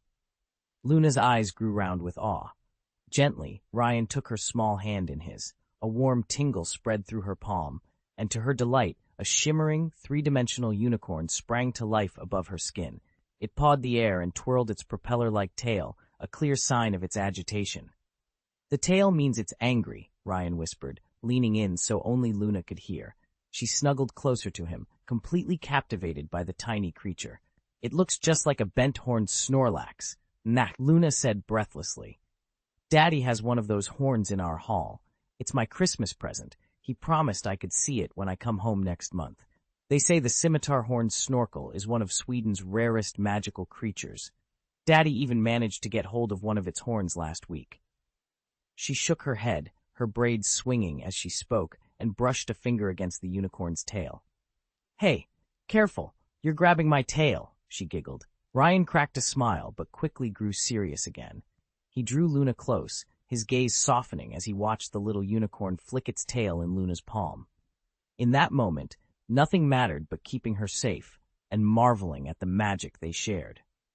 Harry settled back against the window seat in the library carriage, watching the Irish countryside blur past. Luna Lovegood, perched opposite him with specter specks perched on her nose, looked up quizzically as he cleared his throat. "You once asked me about unicorns," Harry began. "I thought you should know why I warned you, because of what happened with the so-called Horn of the Snorlax in another timeline." Luna's eyes twinkled with curiosity. "The Horn of the Snorlax? That sounds fantastical." Harry nodded. "It was, but in the original world line I remember, things went terribly wrong. The only paper that took my warning about Voldemort's return seriously was the Quibbler. That scoop made it famous and turned the Lovegood family unexpectedly wealthy. Your father, Xenophilius, decided to prepare for the worst. He bought all sorts of protective charms and even a potent poison, just in case. Most dangerously, he coveted the Horn of the Snorlax, an ancient unicorn-like beast, as a Christmas present for you. He believed its magic could shield you from harm. But dark wizards caught wind of it. You were kidnapped, and your own Christmas gift, a box designed to hold the horn, was rigged to explode when opened. By sheer luck, you escaped the blast, but then you were recaptured by agents from Malfoy Manor. They brought you back, only for the horn to detonate a second time at your home. You survived again, but everyone agreed it was too much of a risk." Luna blinked. "So my father's little Christmas tradition nearly killed me twice?" "Exactly," Harry said, gently.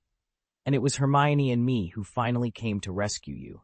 We'd tracked the Deathly Hallows to your house, found the horn hidden among your father's trinkets, and assumed it was another cursed weapon.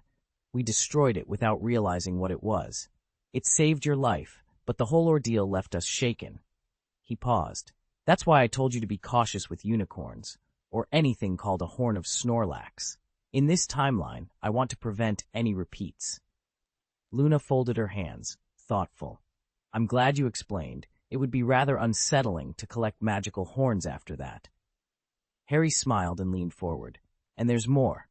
Rita Skeeter recently ran a sensational report on Ron's account of our little adventure at Ravenclaw Tower, where Ron, you and I, and even Draco freed Fawkes the Phoenix and an invisible beast from poachers hidden atop the high battlements. According to Ron, one of the poachers was disguised as a first-year student. If that ever gets out, the Ministry will go mad." Luna giggled. "Oh, wouldn't that be a sight? Poor Draco, having to explain why he helped 3 Gryffindors sneak around a tower at dawn." Harry laughed. "Exactly. So you see, there are forces out there who'd stop at nothing to get their hands on rare creatures or powerful artifacts. I just want you to stay safe, and maybe keep a respectful distance from unicorn horns of any kind." Luna tilted her head, considering. Then she grinned. "Don't worry, Harry. I'll stick to collecting dirigible plums instead, much less dangerous." Harry exhaled in relief. As the train rounded a curve, he closed his eyes, certain that this timeline and Luna's Christmas would remain perfectly uneventful. She seized the moment to skewer Hogwarts's curriculum. Why on earth would a school train students to hunt magical creatures? She even named several Muggle-born sixth years, famed for their prowess in magical biology, as prime suspects in a covert creature capture ring. Her sensational report lit a fire under certain wizards, who promptly discovered a gaping loophole. The Ministry of Magic had no law against importing exotic beasts, only to sell them back into Britain. As long as the import tariffs were paid, no questions were asked. In the months that followed, enchanted beast parts and potions ingredients poured into the UK, spawning a thriving black market in Nocturne Alley. The sudden influx of cash explains Cornelius Fudge's overnight bulge in his bank balances, and why the young Voldemort later took an interest in him. Xenophilius Lovegood, riding high on the buzz around Luna's exposé of the Elder Wand, netted a small fortune himself. Flush with galleons, he splurged on an encephalon horn 5 years before anyone else even knew to want one, unwittingly gifting his daughter a potential death trap. When Ryan pieced together what the horn could do, he resolved to warn Luna before she headed home for Christmas. But then again, if anyone could untangle a cryptic caution and stay one step ahead of danger, it was Luna Lovegood. He'd uncovered nothing, and yet he was certain that the mysterious Christmas gift he'd only seen in a photograph was the horn of a Snorlax. If Ryan, or any other outside influence, didn't step in, nothing would change. Ginny wouldn't learn of Luna's death until after the holidays.